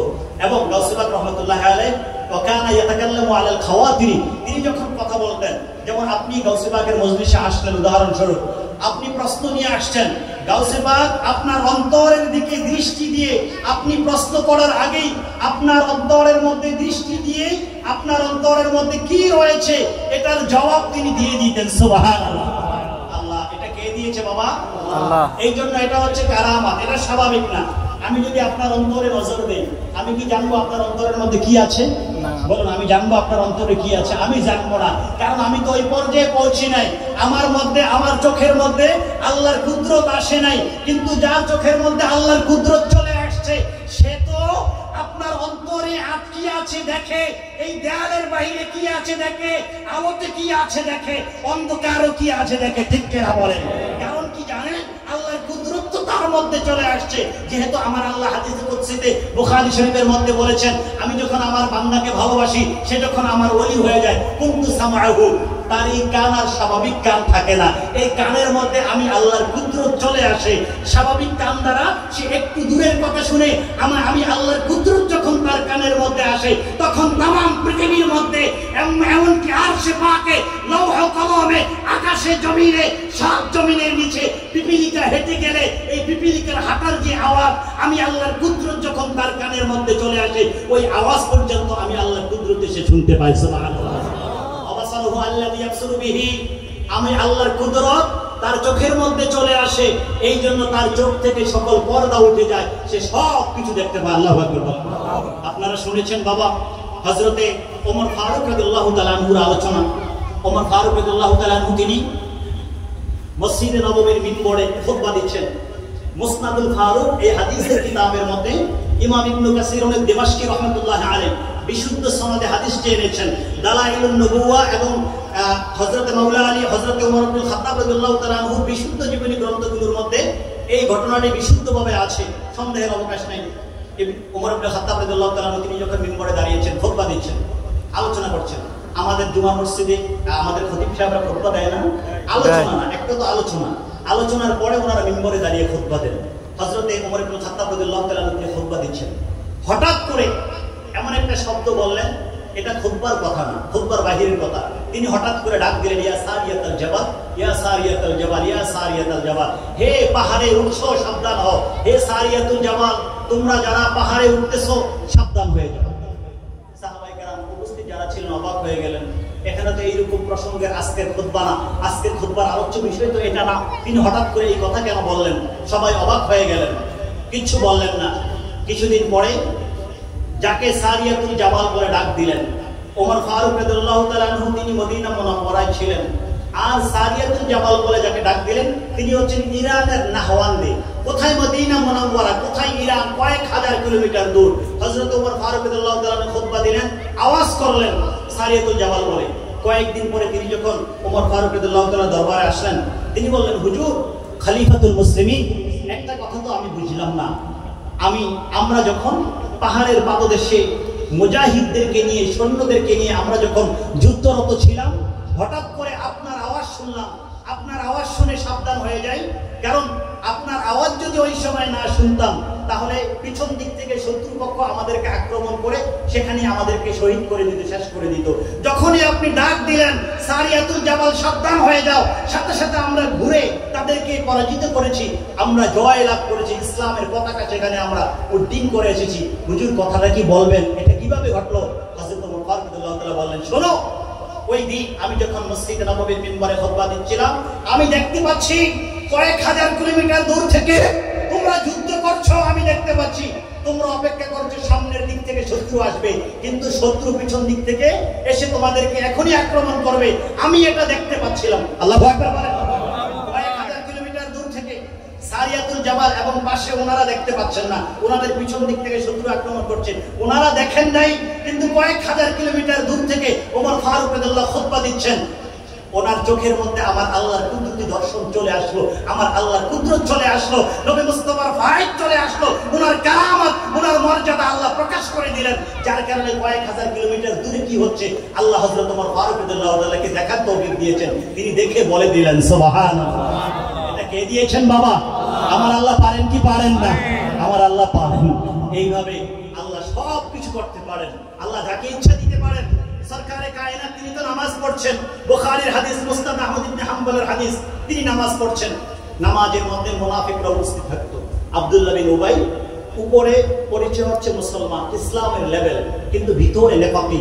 আল্লাহর হাবিব সাহাবায়ে কেরামদেরকে শহীদ করার জন্য সকল চক্রান্ত তারা যেখানে সুযোগ পেত সকল চক্রান্ত তারা করত, কিন্তু আল্লাহ হেফাজত করেছেন। সাহাবায়ে কেরামের বেশে মুনাফিক এরা নামাজে আসতো। আল্লাহ হাবিব সাল্লাল্লাহু আলাইহি ওয়াসাল্লাম তিনি ইমাম হিসাবে সামনে দাঁড়াতেন। তারপরে আল্লাহ হাবিবের ফতোয়া হচ্ছে যে প্রথম কাতারের মধ্যে বালেগ দাঁড়াবে আর রিজাল, তারপরে বালেগ পুরুষ যখন শেষ হবে তারপরে দাঁড়াবে আসবিয়ান, অর্থাৎ যারা ছোট বয়সের অল্প বয়সের। এই জন্য আপনারা যখন নামাজ পড়তে যাবেন বাচ্চাদেরকে নিয়ে, আপনারা আপনাদের কাতারের মাঝখানে ঢুকাবেন না। হ্যাঁ, যদি আপনি বাহিরে সফরে যান, সিকিউরিটি পারপাস থাকে, আপনার বাচ্চাকে পিছনে রাখলে সেই বাচ্চা হারিয়ে যাওয়ার ভয় থাকে, ওটা আলাদা। কিন্তু যদি ভালো অবস্থায় থাকেন তাহলে আপনার নাবালেগ সন্তানকে কাতারের মাঝখানে ঢুকাবেন না। প্রথমে দাঁড়াবে বালেগরা, তারপরে দাঁড়াবে নাবালেগ। আর আল্লাহ হাবিবের ওই সময়ে মহিলাদের ভালো কোনো সুব্যবস্থা ছিল না ঘরে নামাজ পড়ার, অথবা তারা মহিলারা মাত্র আল্লাহর হাবিব থেকে নামাজ শিখতেছে কিভাবে নামাজ পড়তে হবে। এই জন্য মহিলারাও আল্লাহর হাবিবের পিছনে দাঁড়াতেন। হানাফি মাযহাব মতে বর্তমান পৃথিবীতে যেই পরিস্থিতি, পর্দা নাই, চতুর্দিকে ফিতনা, মহিলা ঘর থেকে বের হলেই ইফতিজিং এবং তাদের এই সেই বিভিন্ন কিছু, এই জন্য হানাফি মাযহাবের উলামায়ে কেরাম ফতোয়া দিয়েছে বর্তমানে মহিলারা ঘর থেকে বের হয়ে মসজিদে গিয়ে নামাজ পড়বে না, বরং মহিলাদের জন্য জমাতে নামাজ পড়ার চেয়ে ঘরের মধ্যে নামাজ পড়া এটাই উত্তম। এই ফতোয়া ১৫০০ বছর পূর্বে বুখারী শরীফে আল্লাহর হাবিব দিয়েছেন যে মহিলাদের জন্য মসজিদ থেকে আফদাল ফি কারি বাইতিহা। আল্লাহর হাবিব বলেছেন ঘরে একেবারে কারুল বাইত বলা হয়। আমরা দেখেছি ছোট্টবেলা আমাদের দাদিকে, এখন আর দেখা যায় না, আপনারা দেখেছেন কিনা জানি না, যে মহিলারা তো এমনিই গোপনে থাকে, তারপরও নামাজের জন্য ঘরের এক কোণাকে পর্দা দিয়ে তারা বেষ্টন করে রাখতেন। ওই জায়গায় ওনারা নামাজ পড়তেন, ওই জায়গা পুত পবিত্র থাকতো, সেখানে কাউকে যেতে দিতেন না। এটাই হচ্ছে কারুল বাইত, ঘরের অভ্যন্তরে। আল্লাহর হাবিব বলছেন মহিলাদের মসজিদে যাওয়ার চেয়ে তারা যে ঘরের অভ্যন্তরে পর্দা পশিদার সাথে নামাজ পড়বে এটার মধ্যে তাদের সওয়াব বেশি, তাদের জামাতে সওয়াব নাই, বরং ওই জায়গা থেকে এই জায়গায় নামাজ পড়লে তাদের সওয়াব বেশি। আলহামদুলিল্লাহ বলে। এই জন্য বর্তমান ইউটিউব বক্তাদের, মিডিয়ার বক্তাদের আলোচনায় মা বোনদেরকে ঘর থেকে বের করবেন না, মসজিদে ঠেলে পাঠাবেন না, মা বোনদেরকে তাবলিগে পাঠাবেন না। বাবা, এগুলার কোনো দরকার নাই। এগুলো যদি হতো তাহলে আল্লাহর হাবিব তার স্ত্রীদেরকে, আমাদের মাদেরকে পাঠাতেন, ঠিক কিনা বলেন? কিন্তু তিনি কি পাঠিয়েছেন? পাঠান নাই। সুতরাং এগুলার দরকার নাই। আপনি উপযুক্ত স্বামী হয়ে ভালো জ্ঞান অর্জন করে আপনার স্ত্রীকে শিখাবেন, অথবা আপনার কন্যা সন্তানকে আপনি ভালো করে পড়ালেখা করাবেন, দ্বীনি শিক্ষায় শিক্ষিত করবেন। দেখবেন পর্দা থেকে বাহির করে তাদেরকে বাহিরে পাঠাতে হবে না। হযরতে রাসূল আকরাম সাল্লাল্লাহু আলাইহি ওয়াসাল্লাম তিনি ওই সময় নামাজের কাতার এইভাবে করেছেন, বালেগ, তারপরে সিবিয়ান, তারপরে হচ্ছে মহিলারা, তারপরে হচ্ছে খুনসা। খুনসা বলা হয়, আমাদের দেশে হিজরা আছে না, হিজরা, আপনার না পুরুষ না মহিলা, হিজরারা। এই হিজরাদের ব্যাপারে কি বলছিলেন? আচ্ছা, হিজরাতের ব্যাপারে আমাদের ফিকহ কিতাবের মধ্যে আলাদা একটা অধ্যায় আছে। হিজরা মারা গেলে তাকে আপনি কিভাবে জানাজা দিবেন, যেমন আপনি জানাজায় পুরুষের জন্য নিয়ত করেন, মহিলার জন্য নিয়ত করবেন, তার জন্য কোনটা করবেন। আবার যখন দোয়া করা হয়, দোয়ার মধ্যে পুরুষের জন্য একরকম সিগা, মহিলার জন্য আরেক রকম সিগা, মানে শব্দ, এখন আপনি কোনটা করবেন, এই ধরনের সব বিধান। তারপরে সে যখন মারা গেলে তার উত্তরাধিকার, সে পুরুষ হলে একরকম, মহিলা হলে আরেক রকম, পুরুষ হলে একরকম অংশ পাবে, মহিলা হলে আরেক রকম অংশ পাবে। আল্লাহ হিজরাদেরকেও বঞ্চিত করেন নাই, আল্লাহ রাসূল বঞ্চিত করেন নাই। ইসলাম এতটা ইনসাফের ধর্ম। ইসলাম যেভাবে সুস্থ পুরুষ মহিলার জন্য সবকিছু বর্ণনা করে দিয়েছেন, ঠিক তেমনি ভাবে যারা সমাজের মধ্যে হিজরা, বর্তমানে যদিও তাদেরকে ঘৃণা করা হয়, কিন্তু না বাবা, সমাজে কোনো হিজরাকে ঘৃণা করা হবে না, কারণ তারাও আমাদের মতো একজন মানুষ, ঠিক কিনা বলেন? এটা মানবতার দাবি, এটা ইসলামের দাবি, ইসলামের স্লোগান। তো আল্লাহর হাবিবের চতুর্থ কাতারে তারা থাকতেন। তো মুনাফিকরা কি করতেন জানেন? আমাদের দেশে দেখবেন বাচ্চারা যখন নামাজ পড়তে আসে মসজিদে, আপনার ওই দুই রানের মাঝখান দিয়ে তারা মাথাটাকে ঢুকিয়ে দিয়ে পিছনে কি আছে দেখতে চায়, তারা দুষ্টামি করে। আমরা আমাদের ছোটবেলায় দেখেছি, আপনাদের আছে কিনা জানি না। অর্থাৎ তারা চেষ্টা করে পিছনে কি হচ্ছে দেখার জন্য। তো মুনাফিকরা পিছনে তো উম্মাহাতুল মুমিনিনরা দাঁড়াতেন এবং আরব দেশের রমণীরা দাঁড়াতেন। মুনাফিকরা তাদের পায়ের দুই রানের নিচে দিয়ে আপনার মাথা ঢুকিয়ে দিয়ে ওই রমণীদেরকে দেখার চেষ্টা করতেন। এরা মূলত নামাজ আসেন নাই, এরা এত বড় কপাল পরা বকবক, সরকারি কায়নাতের পিছনে নামাজ আমরা তো সৌভাগ্য হয় নাই, তাবিঈনরা পায় নাই, শত চেষ্টা করে করলেও আমরা সরকারে কায়নাতের পিছনে নামাজ পড়ার সৌভাগ্য এখন অর্জন করতে পারবো না বাবা। কিন্তু এই মুনাফিকদের শক্তি হয়েছে, তাদের সুযোগ ছিল, কিন্তু এই মুনাফিকরা এই সময়কে কাজে লাগায় নাই। তারা এসেছে সরকারি কায়নাত এবং মুসলমান যারা নামাজ পড়তে এসেছে তাদের নামাজে ডিস্টার্ব করার জন্য, ঠিক কিনা বলেন? এই জন্য এখন পর্যন্ত যারা মুসলমান বেশে মুনাফিক, তারা দেখবেন আমাদেরকে কোনো কাজ ভালো করে করতে দেয় না, ঠিক কিনা বলেন? আমাদের কোনো কাজ তারা পছন্দ করে না, বারবার আমাদেরকে বাধা দেয়, বারবার আমাদের বিরোধিতা করে। আমরা কাউকে নির্দিষ্ট করছি না, হেদায়েতের দোয়া করছি, বলুন আল্লাহুম্মা আমিন। আল্লাহ হাবিব সাল্লাল্লাহু ওই দিনের জন্য নামাজ শেষ করলেন, এখন রাগ করলেন, দাঁড়িয়ে গেলেন। শোনো, তোমাদের কি মনে হচ্ছে ওই যে সূরাতুল কাহফের মধ্যে যে একটা আয়াতে মুবারাকা আল্লাহ নাযিল করেছেন, কুল ইন্নামা আনা বাশারুম মিথলুকুম, হাবিব গো আপনি বলে দিন আমি বাহ্যিক বেশভূষায়, আমার বাহ্যিক বেশভূষায় যেমন তোমাদের দুইটা হাত আছে, আমারও দুইটা হাত আছে। এখন আপনি বলেন আপনার দুই হাত আর নবী মুস্তাফার দুই হাতের মধ্যে পার্থক্য আছে কি নাই? আছে। আপনি কি তুলনা করতে পারবেন? না বাবা, আপনি তো দূরের কথা, কোন নবী আম্বিয়া মুরসালিনের সাথেও তো আমার নবী মুস্তাফার তুলনা হবে না, ঠিক কিনা বলেন? কিন্তু আমার দুইটা হাত আছে, নবী মুস্তাফারও দুইটা হাত আছে। আমার দুটি চক্ষু আছে, নবী মুস্তাফারও দুটি চক্ষু আছে। আমার মাথা আছে, নবী মুস্তাফারও মাথা মুবারক আছে।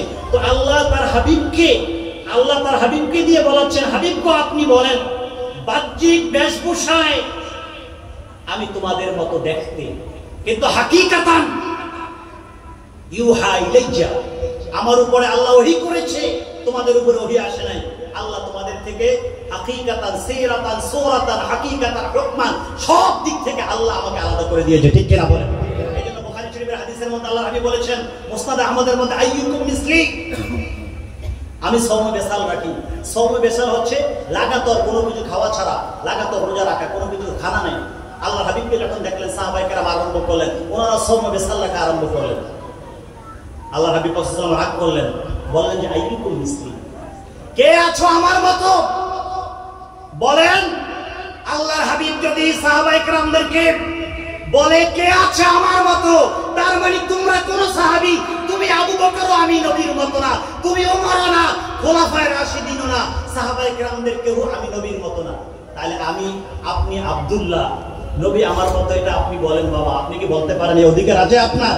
নাউজুবিল্লাহ, নাউজুবিল্লাহ। আল্লাহ হাবিব বলছেন না, আল্লাহ এখানে বাহ্যিকভাবে বলেছেন। এখন এরা তো মনে করতো কি জানেন, মুনাফিকরা মনে করতো আমি তো নামাজে আসছি, তো আমি তো পিছনে, তিনি তো সামনে কিবলার দিকে নামাজ পড়ছেন, এখন পিছনে কি হচ্ছে এটা তো তিনি দেখেন না। এইজন্য আল্লাহ হাবিব দাঁড়িয়ে গেলেন, শোনো, আমা আল্লাহি, খোদার কসম করে বলছি, তোমরা কি মনে করো আমি সামনে দেখি পিছনে দেখি না? খোদার কসম করে বলছি, আল্লাহি ইন্নী লা আরা মিন খালফি কামা আরা মিন বাইনি ইয়াদাইয়া। আল্লাহু আকবার বলেন। খোদার কসম করে বলছি, আমি আমার সামনে যেভাবে স্পষ্ট দেখি, আমি আমার পিছনে ঠিক তেমনি ভাবে স্পষ্ট দেখি। এখানে সামনে এবং পিছনে, আলোতে অন্ধকারে, ডানে বামে, উপরে নিচে, কাছে দূরে, কোথাও আমার দেখার মধ্যে ন্যূনতম পার্থক্য হয় না। আল্লাহু আকবার। এটা হচ্ছে নবী মুস্তাফার শান। এরপরে কি বলছেন জানেন? এরপরে তিনি বলেছেন, ওয়া ইন্নী লা আরা খুশুআকুম ওয়া খুদুআকুম। খুশু এবং খুদু হচ্ছে অন্তরের মধ্যে বিনয়, এটা দেখা যায় না, অন্তরে থাকে। খুশু হচ্ছে ভয়, আল্লাহর ভয়, যে ভয় নিয়ে আপনি নামাজ পড়বেন, এটা অন্তরে থাকে, দেখা যায় না। আর আল্লাহর হাবিব বলছেন, তোমাদের অন্তরের মধ্যে যে খুশু আছে, খুদু আছে, এটা পর্যন্ত আমি নবী মুস্তাফা দেখতে পাই। সুবহানাল্লাহ, সুবহানাল্লাহ। তোমরা আমার পিছনে আছো, সেই পিছন থেকেই তোমাদের অন্তরের মধ্যে যে খুশু খুদু আছে, আমি নবী মুস্তাফা সেটা দেখতে পাই। আল্লাহু আকবার। আল্লাহ সেই ক্ষমতা দিয়েছেন কি জানেন? এই জন্য গাউসে পাক যখন তিনি আলোচনা করতেন, কানা ইয়াতাকাল্লামু আলাল খাওয়াতির, তিনি আলোচনা যখন করতেন, ওনার কাছে মানুষ যে প্রশ্ন নিয়ে আসতেন, মানুষের অন্তর দেখে দেখে তিনি সেই প্রশ্নের জবাব দিতেন। শক্তি দিয়েছে কে? বাবা আল্লাহ। তিনি হচ্ছেন আব্দুল কাদের, আর ওনাকে যিনি শক্তি দিয়েছেন তিনি হচ্ছেন কাদের। তাহলে কাদের আব্দুল কাদেরকে দিতে পারেন কি পারেন? আমাদের ঈমান আকীদাকে যেন আল্লাহ বিশুদ্ধ করেন, বলুন আল্লাহুম্মা আমিন। একটু মহাপবিত্র দরুদ শরীফ পড়ুন, আল্লাহুম্মা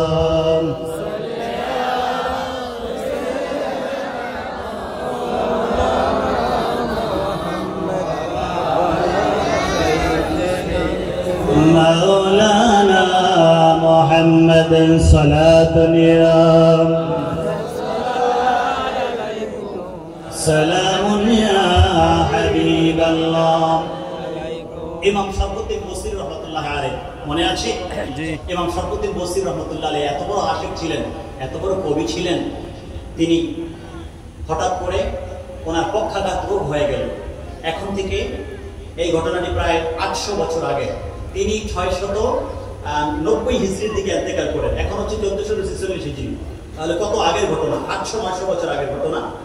ইমাম শরফুদ্দীন বসরি রহমতুল্লাহ আলাইহি ওনার মাজার শরীফ হচ্ছে, আপনারা যারা মিশরে গিয়েছেন বা যাবেন, আপনারা দেখবেন আলেকজান্দ্রিয়া, আলেকজান্ডার দ্য গ্রেট যে শহরটাকে নির্মাণ করেছিলেন, ওই শহরটা হচ্ছে ভূমধ্য সাগর ঘেঁষে। তো সেই ভূমধ্য সাগরের পাশেই ওনার মাজার শরীফ রয়েছে। ওনার মাজার শরীফের পাশেই রয়েছে ওনার পীর ও মুর্শিদ আবুল আব্বাস মুরসি রহমতুল্লাহ আলাইহি, যার পীর ও মুর্শিদ হচ্ছে শাযুলিয়া তরিকার ইমাম আবুল হাসান শাযুলি রহমতুল্লাহ আলাইহি। তো ইমাম আবুল হাসান শাযুলি রহমতুল্লাহ আলাইহি তিনিও সবসময় বলতেন যে আল্লাহর হাবিব পাক সাল্লাল্লাহু আলাইহি ওয়াসাল্লাম যদি এক বিন্দু পরিমাণ সময় আমার চোখের আড়াল হয়ে যায়, আমি নিজেকে মুসলমান বলে দাবি করতে পারি না। সুবহানাল্লাহ। অর্থাৎ সব সময় আল্লাহর হাবিবকে আমার চোখের সামনে দেখি। ঠিক তেমন কথাটা ইমাম আবুল আব্বাস মুরসি রাহমাতুল্লাহ আলাইহি বলেছেন, যেটাকে ইমাম জালালউদ্দিন সুয়ুতী রাহমাতুল্লাহ আলাইহি তানবীরুল হালাক ফি ইমকান রুয়ায়াতিন নবী ওয়াল মালাক কিতাবের মধ্যে উল্লেখ করেছেন যে লাউ হুজিবা আন্নি রাসূলুল্লাহ সাল্লাল্লাহু আলাইহি ওয়া আলিহি ওয়াসাল্লাম তরফাতা আইনিন মা আদাতু নাফসি মিনাল মুসলিমিন। পৃথিবীর মানুষ শুনো, আল্লাহর হাবিবের সাথে আমার এমন গভীর সম্পর্ক, আমি মুরসি যদি চোখের এই যে পাতা, আমরা চোখের পাতা মারি না, একবার বন্ধ করি আবার খুলি, এই চোখের পাতাটা মারতে এবং খুলতে, বন্ধ করতে খুলতে যে মুহূর্তটি লাগে, এই একটা মুহূর্ত যদি আমি সরকারে কায়নাতকে আমার সামনে না দেখি, ওই মুহূর্তটা আমার কাছে মনে হয় আমি মরে যাওয়া ভালো। ওই মুহূর্তটা আমি নিজেকে মুসলমান বলে দাবি করি না। আল্লাহ কত বড় আশিক রাসূল ছিলেন। ওনারই শাগরেদ ইমাম বসরি রহমতুল্লাহ আলাইহি পক্ষাঘাত রোগ হয়ে গেল, প্যারালাইজড হয়ে গেলেন। পৃথিবীর বড় বড় ডাক্তারদের কাছে দৌড়ালেন, ইউনানি চিকিৎসা শেষ করলেন, তারপরে যত চিকিৎসা আছে সব চিকিৎসা তিনি শেষ করলেন, দেখলেন কোনো কাজ হচ্ছে না। এমনি তিনি আল্লাহর হাবিবের প্রেমিক ছিলেন, কবিতা লিখতেন, শুধু নাত লিখতেন। তো তিনি চিন্তা করলেন, আমার সবকিছু তো শেষ হয়ে গেছে, এখন আমি নাতে মুস্তাফা লিখবো, দেখবো নাতে মুস্তাফার বরকতে আল্লাহ আমাকে ভালো করে দিবেন। সুবহানাল্লাহ। আপনাদের কি আকীদা বাবা, বিপদ যদি পড়ে যান, নাতে রাসূলের একটা মাহফিল করে দেখেন। আমার এই যে সুন্দর সুন্দর নাত খাড়া আছে, দরবার শরীফে আছে, বিভিন্ন জায়গায় যারা নাতে রাসূল পড়ে, একটু নাতের মাহফিল করে দেখেন, দেখবেন যে বিপদ আপদ দূর হয়ে যাবে। বিশ্বাস পাইনি বাবা? আল্লাহ হাবিবের নাত সব কিছু দূর হয়ে যায়। কারণ ওই যে বলছিলাম, আল্লাহ জিবরিলকে পাঠিয়ে বলেন, জিবরিল তুমিও গাও, এই কবিও গাবে, নাত খাও গাইবে, জিবরিল তুমিও গাও, আমার হাবিবের নাতের মাহফিল সারা পৃথিবীতে ছড়িয়ে পড়ে। সুবহানাল্লাহ। আকাশ থেকে পাঠিয়ে দে বাবা। আল্লাহ দেখেন কোথায় নাতের মাহফিল হচ্ছে। হযরতে শরফুদ্দীন বসরি রাহমাতুল্লাহ আলাইহি তিনি নাতে রাসূল লিখতেছেন, দলামতু সুন্নাতা মান আহিয়া দলামা ইলা আনিশতাকাত কাদামাহু দুররা মিন ওয়ারামি। তিনি কবিতার মধ্যে লিখতে লাগলেন, যেই জায়গায় আল্লাহর হাবিবের প্রশংসা করছেন, কবিতার মধ্যে লিখতে লাগলেন, দলামতু আমি অত্যাচার করেছি, দলামতু সুন্নাতা মান আহিয়া দলামা ইলা আনিশতাকাত কাদামাহু দুররা মিন ওয়ারামি। যিনি রাত জেগে জেগে এত পরিমাণ যিনি জাগতেন, তাহাজ্জুদের বিছানায় দাঁড়িয়ে থাকতেন, ওনার পা মুবারক এত বড় হয়ে ফুলে যেত। সাহাবায়ে কেরাম বলছেন, আম্মা জান আয়েশা সিদ্দিকা রাদিয়াল্লাহু তাআলা বলছেন, ইয়া রাসূলুল্লাহ আপনি কি একটু কম ইবাদত করতে পারেন না? কারণ আল্লাহ তো আপনার গুনাহ রাখেন না, আল্লাহ তো আপনার কোনো গুনাহ রাখেন না, আপনি তো মাসুম। তিনি দেখতেন আল্লাহ হাবিবের নখ মুবারক ফুলে, নখ মুবারক থেকে হলুদ পানি পুঁজের মতো বের হচ্ছে। আহা, অন্য কোনো কারণ না, এটা অসুস্থ না, অসুখ না। আল্লাহর হাবিব পাক সাল্লাল্লাহু আলাইহি ওয়াসাল্লাম সিজদায় দাঁড়িয়ে থাকতেন, নামাজে এত লম্বা দাঁড়িয়ে যেতেন, পা ভুলে যেত। ইমাম শরফুদ্দীন বসরি বলতেছেন, যিনি রাত্রে তাহাজ্জুদের বিছানায় দাঁড়িয়ে দাঁড়িয়ে সুন্নতকে জিন্দা করেছেন, সুন্দর আদর্শ আমাদেরকে দিয়েছেন, সেই নবী মুস্তাফার আদর্শকে আমরা জলাঞ্জলি দিয়ে আমরা জুলুম করছি। এটা হচ্ছে ওনার কবিতার প্রথম লাইন, যেখানে মাদিহ প্রসঙ্গে আছেন। এভাবে তিনি গাইতেছেন। আর কবিতা লিখতে লিখতে পড়তে পড়তে ইমাম শরফুদ্দীন বসরি রাহমাতুল্লাহ আলাইহি তিনি ঘুমিয়ে পড়লেন। তিনি যখন ঘুমিয়ে গেলেন বাবা, তিনি দেখলেন আজকের ঘুমের মধ্যে অন্যরকম একটি অভিজ্ঞতা। তিনি দেখলেন আজকের ঘুমের মধ্যে সেই অনেক দূর থেকে, 1000 কিলোমিটার দূর থেকে সরকারে কায়নাত বদরুত তামাম নূরুল যালাম রাহমাতুল লিল আলামিন নূরে মুজাসসাম হাবিবে মুহাম্মদুর রাসূলুল্লাহ সাল্লাল্লাহু আলাইহি ওয়াসাল্লাম ওনার ঘরে তাশরীফ এনেছেন। সুবহানাল্লাহ। বাবা এই ঘটনাটিও ইমাম জালালউদ্দিন সুয়ুতী রাহমাতুল্লাহ আলাইহি বিভিন্ন ভাবে প্রমাণ করেছেন, একেবারে প্রসিদ্ধ। যদি কারো দলিল দরকার হয়, আমাদের কাছে অনেক দলিল আছে। আমার এখন সময় নেই এত দলিল বলার, আমি শুধু ইঙ্গিত দিয়ে যাচ্ছি জালালউদ্দিন সুয়ুতী আমাদের রেফারেন্স দিয়ে। তো তিনি বলছেন, আমার ঘরে নবী মুস্তাফা তাশরীফ এনেছেন, আমি তো ঘুমের মধ্যে আমি স্বপ্ন দেখছি। তারপরে দেখলাম আল্লাহর হাবিব ওনার হাত মোবারককে মাসাহা বিয়াদাইহি আশ-শরীফা, তিনি ওনার উভয় হাত মোবারক দিয়ে আমার শরীরকে মাসাহ করেছেন। যেই জায়গা প্যারালাইজড হয়ে আছে আল্লাহর হাবিব সেই জায়গা মাসাহ করেছেন। আপনাদের কি বিশ্বাস বাবা, আল্লাহর হাবিবের হাত মোবারক যেখানে লাগবে ওই জায়গা সুস্থ হবে কি হবে না? হবে কি হবে না? কারণ আল্লাহর হাবিবের আগের যিনি রাসূল ছিলেন ঈসা আলাইহিস সালাম, ওনাকে যখন ওনার আম্মা জান মারিয়াম আলাইহিস সালাম নিয়ে আসলেন, সূরা মারিয়ামের 15 নম্বর আয়াত থেকে 33 নম্বর আয়াত পর্যন্ত আমরা এই মিলাদুন নবীর মাসে প্রত্যেক বছর আমরা এগুলো আলোচনা করি এবং আমরা বলি দেখো আল্লাহর হাবিবের আগে যিনি রাসূল হিসেবে ঈসা আলাইহিস সালাম আসলেন এবং আল্লাহর হাবিবের উম্মত হিসেবে যিনি আসবেন ওনার মিলাদ শরীফের আলোচনা আল্লাহ 15 নম্বর আয়াত থেকে 33 নম্বর আয়াত পর্যন্ত আল্লাহ ওনার মিলাদের আলোচনা করছেন। তো তোমার নবী মুস্তাফার মিলাদের আলোচনা কি জায়েজ নাই? আল্লাহ যদি ঈসা আলাইহিস সালামের মিলাদের আলোচনা করতে পারেন, ইয়াহইয়া আলাইহিস সালামের মিলাদের আলোচনা করতে পারেন, বিভিন্ন নবী রাসূলদের মিলাদ শরীফের আলোচনা যদি কোরআনে কারিমে করতে পারেন, তাহলে আমরা আমাদের নবী রাসূলদের আমাদের নবীর মিলাদ শরীফের আলোচনা করতে পারবো কি পারবো না? যাই হোক, ঈসা আলাইহিস সালাম দুনিয়াতে আগমন করলেন। মারিয়াম আলাইহিস সালাম তো কখনো কোনো ছেলে দেখেন নাই, মারিয়াম আলাইহিস সালামের কোনো স্বামী নাই। হযরতে আদম আলাইহিস সালাম এবং হাওয়া আলাইহিস সালাম ওনারা আসলেন পিতামাতা ছাড়া, আর ঈসা আলাইহিস সালাম তিনি আসলেন পিতা ছাড়া, শুধু মা আছে কিন্তু ওনার বাবা নাই। বাবা দরকার ছিল না, বাবা নাই, আল্লাহ কুদরতে দিয়ে দিয়েছেন। সেখানে আল্লাহ রূহ দিয়ে দিয়েছেন, জিবরিল আলাইহিস সালামকে পাঠিয়ে কোরআন শরীফে আছে।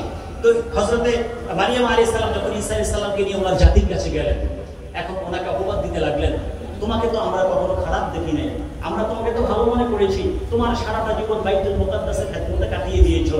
সেখানে অনেক লম্বা আলোচনা আল্লাহ করেছেন সূরা আল ইমরানের মধ্যে। জাকারিয়া আলাইহিস সালাম ওনার খালু না তত্ত্বাবধান করতেন, তো তোমাকে তো কোনো পুরুষের সাথে মিশতে দেখি নাই, তাহলে তোমার পেটে বাচ্চা আসলো কোথায় থেকে? আবার তুমি বলো এটা তোমার সন্তান, তাহলে কি আমরা তোমাকে কি বলবো বলো? তুমি কি কারোর সাথে আস্তাগফিরুল্লাহ এই কথা কি আমরা বলতে পারবো? এটা তো মুখেও আনা যাবে না। এখন তিনি বললেন আমি আল্লাহর জন্য রোজা রেখেছি, আমি কথা বলবো না। তো তুমি কথা বলবে না, কে কথা বলবে? ইশারা দিচ্ছে, আমার কোলের মধ্যে যে বাচ্চা আছে দেখতে পাচ্ছেন তিনি কথা বলবে, আজকে আমি কথা বলবো না। সুবহানাল্লাহ। ঈসা আলাইহিস সালাম একেবারে নবজাতক, মাত্র একদিনে মাত্র আসছে। ঈসা আলাইহিস সালাম কথা বলতে লাগলেন, কথা বলতে লাগলেন, কথা বলতে লাগলেন। এক পর্যায়ে বলতে লাগলেন ওয়াজআলানি নাবিয়্যা, আল্লাহ আমাকে শুধু স্বাভাবিকভাবে পাঠান নাই, আমি স্বাভাবিক কোনো সন্তান না, অপবাদ দেওয়ার কিছু নাই। আল্লাহ আমাকে এই বয়সেই এখনই তিনি আমাকে নবী হিসেবে পৃথিবীতে পাঠিয়েছেন। সুবহানাল্লাহ। প্রসঙ্গ আসছে বলে দেই, আর বেশি লম্বা আলোচনা করব না, ওলামায়ে কেরাম আসবেন। হযরত ঈসা আলাইহিস সালাম তিনি বললেন ওয়াজআলানি নাবিয়্যা, মাত্র ছোট্ট, এখনো কোলে, মাত্র শৈশবে কোলে।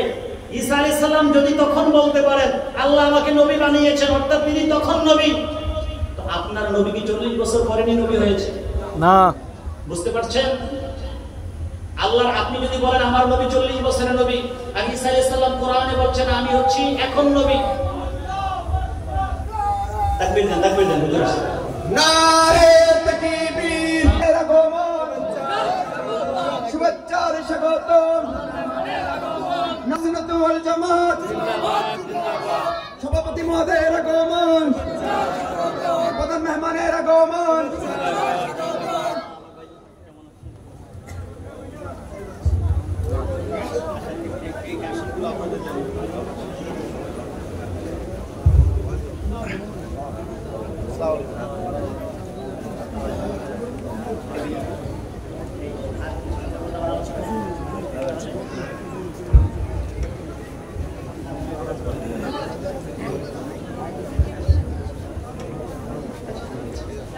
একটু মহাপদে দরুদ শরীফ পড়ুন। আল্লাহুম্মা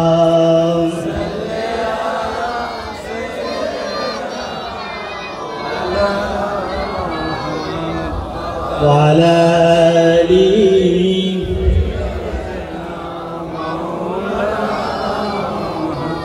মাশাআল্লাহ। আজকের মাহফিলের সভাপতি মহোদয়, প্রধান মেহমান ওনারা চলে আসছেন। এখন আমার আলোচনা বন্ধ করে দেওয়া এটাই আদব। তারপরও আমাকে হুজুর অনুমতি দিয়েছেন আপনি 15-20 মিনিটের মধ্যে আপনার আলোচনা গোছান। হুজুরের অনুমতি ক্রমে আমি 15 মিনিটের মধ্যে আমার আলোচনাকে আমি গোছাবো। তারপরে মেহমানদের আমরা দোয়া নিব ইনশাআল্লাহ তাআলা। আমরা দোয়া করি আল্লাহ আমাদের হায়াতের মধ্যে আদিমুস্তান বরকত দান করুন, আল্লাহুম্মা আমিন। হযরত ঈসা আলাইহিস সালাম তিনি নিজে বললেন ওয়াজআলানি নাবিয়্যান, আল্লাহ আমাকে নবী বানিয়েছেন। তো ঈসা আলাইহিস সালাম তিনি এখনো মায়ের কোলে, মাত্র নবজাতক, তিনি যদি বলতে পারেন এখন আমি নবী, তো আমার আপনার নবী তিনি কি 40 বছর পরে নবী হয়েছেন নাকি? না। এজন্য আমাদের আকীদা, এটা বানানো আকীদা না, এটা আমাদেরকে এই দরবার শরীফ শিখায় নাই।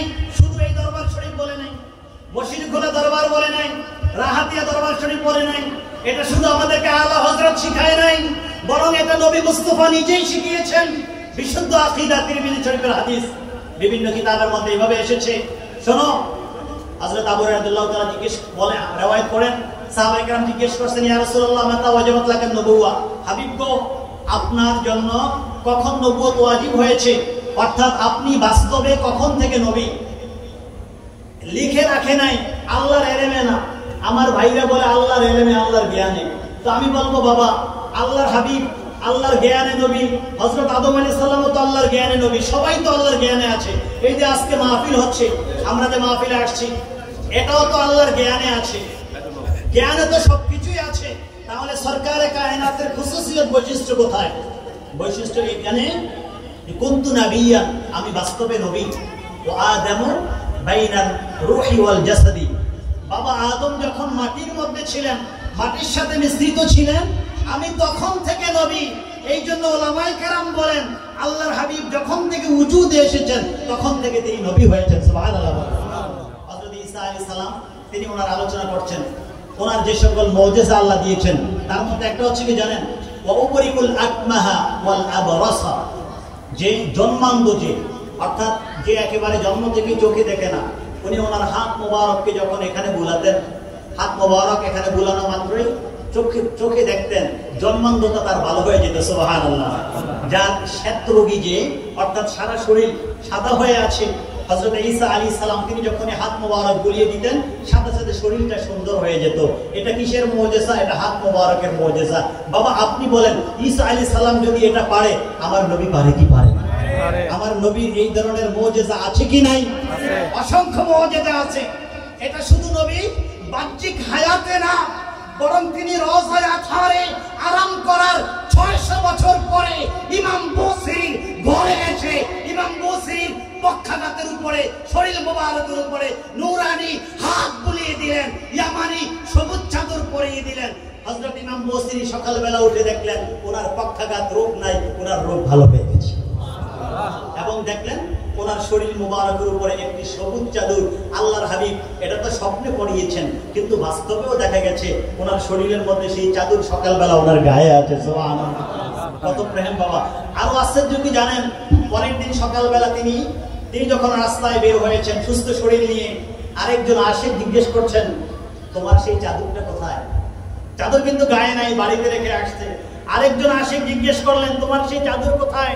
আল্লাহু আকবার বলবেন না? স্বপ্ন, এটা স্বপ্নের বিষয়। আপনি স্বপ্নে দেখছেন, আপনি স্বপ্নের মধ্যে কি দেখছেন এটা তো আমি জানি না। তো আমি সকালবেলা আপনার সাথে যখন দেখা হলো, আমি আপনাকে জিজ্ঞেস করলাম, আপনি স্বপ্নে যে বিষয়টা দেখছেন ওটা আমি জিজ্ঞেস করলাম, এটা কত বড় কারামত। তিনি জিজ্ঞেস করলেন, সেই চাদর কোথায়? কোন চাদর? কেন? গত রাত্রে নবী মুস্তাফা মদিনা মুনাওয়ারা থেকে তোমার ঘরে তাশরীফ এনে তোমার পক্ষাঘাত রোগের নিরাময়ের জন্য বরকত স্বরূপ যে চাদর পরিয়ে দিচ্ছে, সেই চাদর কোথায়? আল্লাহু আকবার। আল্লাহু আকবার। একজনের সাথে হয়েছে, আরেকজন দেখেছেন, তিনি বললেন, নবী মুস্তাফা যখন তোমাকে চাদর পরিয়ে দিয়েছে আমি তো তখন সেখানেই ছিলাম। আল্লাহু আকবার। ইমাম শরফুদ্দীন বসরি রাহমাতুল্লাহি আলাইহি তিনি কবিতা লিখছেন। কবিতার মধ্যে দেখেন, একটু আগে আমার আগে যিনি আলোচনা করেছেন হুজুর এটা ইঙ্গিত দিয়ে গিয়েছিলেন এই কবিতাটা বলার জন্য। এবং শরফুদ্দীন বসরি রাহমাতুল্লাহি আলাইহি এই নিয়ামত কিভাবে পেলেন, আল্লাহর হাবিবের শানকে তিনি তুলে ধরেছেন। শানকে তুলে ধরতে এক সময় আল্লাহর হাবিবের জ্ঞান মুবারকের ব্যাপারে তিনি আলোচনা করছেন। অমিন জুদিকা দুনিয়া ওয়া দাররাতাহা, হাবিব গো আপনার বদান্যতায় এই দুনিয়া আলো দেখেছি। সুবহানাল্লাহ। আপনার বদান্যতায় আল্লাহ এই কুল কায়নাতকে সৃষ্টি করেছে, এই দুনিয়ার সকল নিয়ামতকে আপনার উসিলায়, আপনার বদান্যতায় যেখানেই যা কিছু দেখা যাচ্ছে সবটাই আপনার রহমতের, আপনার বদান্যতার মাত্র একটা অংশ। আল্লাহু আকবার বলেন। তামাম পৃথিবীর সব নিয়ামত যদি আল্লাহর হাবিবের নিয়ামতের একটা যাত্রা হয়, তাহলে চিনো বাবা তোমার নবী কত বড়, তোমার হাবিব কত বড়, সরকার কত বড়, উনি কত বড় উদার, কত বড় মহানুভব, কত বড় মহান নবী। চিৎকার করে বলেন সুবহানাল্লাহ। তারপরে বলছেন অমিন জুদিকা দুনিয়া ওয়া দাররাতাহা, শুধু দুনিয়া না, দুনিয়ার সতীন, আরবিতে সতীনকে বলা হয় দররাতুন। শুধু দুনিয়া না, দুনিয়া এবং দুনিয়ার সতীন, দুনিয়া এবং দুনিয়ার সতীন হচ্ছে আখিরাত। ইয়া রাসূলুল্লাহ, দুনিয়ার যত নিয়ামত এবং আখিরাতে জান্নাতের যত নিয়ামত, ইয়া রাসূলুল্লাহ, দুনিয়ার মধ্যে কুল কায়নাতে আল্লাহ যা সৃষ্টি করেছেন, ইয়া রাসূলুল্লাহ, আখিরাতে যা কিছু আছে সব কিছু আপনার রহমতের একটা অংশ মাত্র। সুবহানাল্লাহ। ওমা আরসালনাকা ইল্লা রাহমাতাল লিল আলামিন, আপনার রহমতের একটা অংশ মাত্র। তারপরে তিনি বললেন অমিন জুদিকা দুনিয়া ওয়াদাররাতাহা, দেখেন আল্লাহ হাবিবের ইলমকে কিভাবে তুলে ধরেছেন। অমিন উলুমিকা ইলমাল লাওহি ওয়াল কালামি। আল্লাহু আকবার। বললেন ইয়া রাসূলুল্লাহ, আপনার ইলমের প্রশংসা করি দিই। আমি শরফুদ্দিন কি বলবো, শুধু এতটুকুই বলি, আপনার ইলম থেকে লৌহে কলমকে আল্লাহ ইলম দিয়ে সাজিয়েছেন। সুবহানাল্লাহ। ওয়ামিন উলুমিকা ইলমাল লাওহি ওয়াল কালামি, লৌহের জ্ঞান, কলমের জ্ঞান, লৌহে মাহফুজে যত জ্ঞান আছে এবং কলম দ্বারা যে জ্ঞানগুলো লেখা হয়েছে, আল্লাহ যে বলেছেন নুন ওয়াল কালামি মা ইয়াসতুরুন, সূরাতুল কালামের মধ্যে নুনের মধ্যে কলম দিয়ে যে ইলম লেখা হয়েছে লৌহে মাহফুজের মধ্যে, ইয়া রাসূলুল্লাহ, সেই ইলমগুলো হচ্ছে আপনি নবীর ইলম থেকে নেওয়া। আল্লাহু আকবার বলেন। বাবারে, লৌহে মাহফুজের মধ্যে কি জ্ঞান আছে জানেন? লৌহে মাহফুজের মধ্যে কিয়ামত পর্যন্ত যা কিছু হবে সব কিছু আল্লাহ লিখে দিয়েছেন। সুবহানাল্লাহ। তো কিয়ামত পর্যন্ত যা কিছু হবে সব কিছু লৌহে মাহফুজে। আর লৌহে মাহফুজের জ্ঞান হচ্ছে আমার নবীর জ্ঞান থেকে। তাহলে আমার নবীর জ্ঞানের পরিধি কম না বেশি? বাবা, কত বেশি! আফসোসের বিষয় হচ্ছে আমার নবীর জ্ঞানকে গাদা গরুর সাথে তুলনা করা হয়। এইরকমও পৃথিবীতে মুসলমান নামদারি মানুষ আছে, ঠিক কিনা বলেন? বাবা, এই জন্য শরফুদ্দিন বসরি রাহমাতুল্লাহ আলাইহি বলেছেন ওয়াকিফুনা লাদাইহি ইনদা হাদ্দিহিম মিন নুকতাতিল ইলমি আও মিন শাকলাতিল হিকামি, সকল আম্বিয়া মুরসালিনরা ইয়া রাসূলুল্লাহ আপনার নবুয়তের দরবারে এসে অপেক্ষমান থাকে কি জন্য? আপনার ইলমের সাগর থেকে একটা ফোঁটা নেওয়ার জন্য। সুবহানাল্লাহ বলেন। সকল নবী রাসূল একসাথে আপনার দরবারে নববীতে একটু অপেক্ষায় থাকে আপনার ইলমের সাগর থেকে একটা কাতরা নেওয়ার জন্য। সুবহানাল্লাহ। আল্লাহ কত জ্ঞানী, কত বড় আল্লাহ হাবিবকে করেছেন। এই জন্য সূরাতুন নিসায়ের 113 নম্বর আয়াত দিয়ে আমি আরম্ভ করেছিলাম। আল্লাহ বলেছেন 113 নম্বর আয়াতের মধ্যে, ও আল্লামাকা মা লাম তাকুন তাআলাম, হাবিব আপনি যা জানতেন না আল্লাহ আপনাকে সব জানিয়ে দিয়েছেন। আল্লাহু আকবার বলেন। বাবা, এটা কোরআন, এটা আমার মুখের বানানোর কিছু না।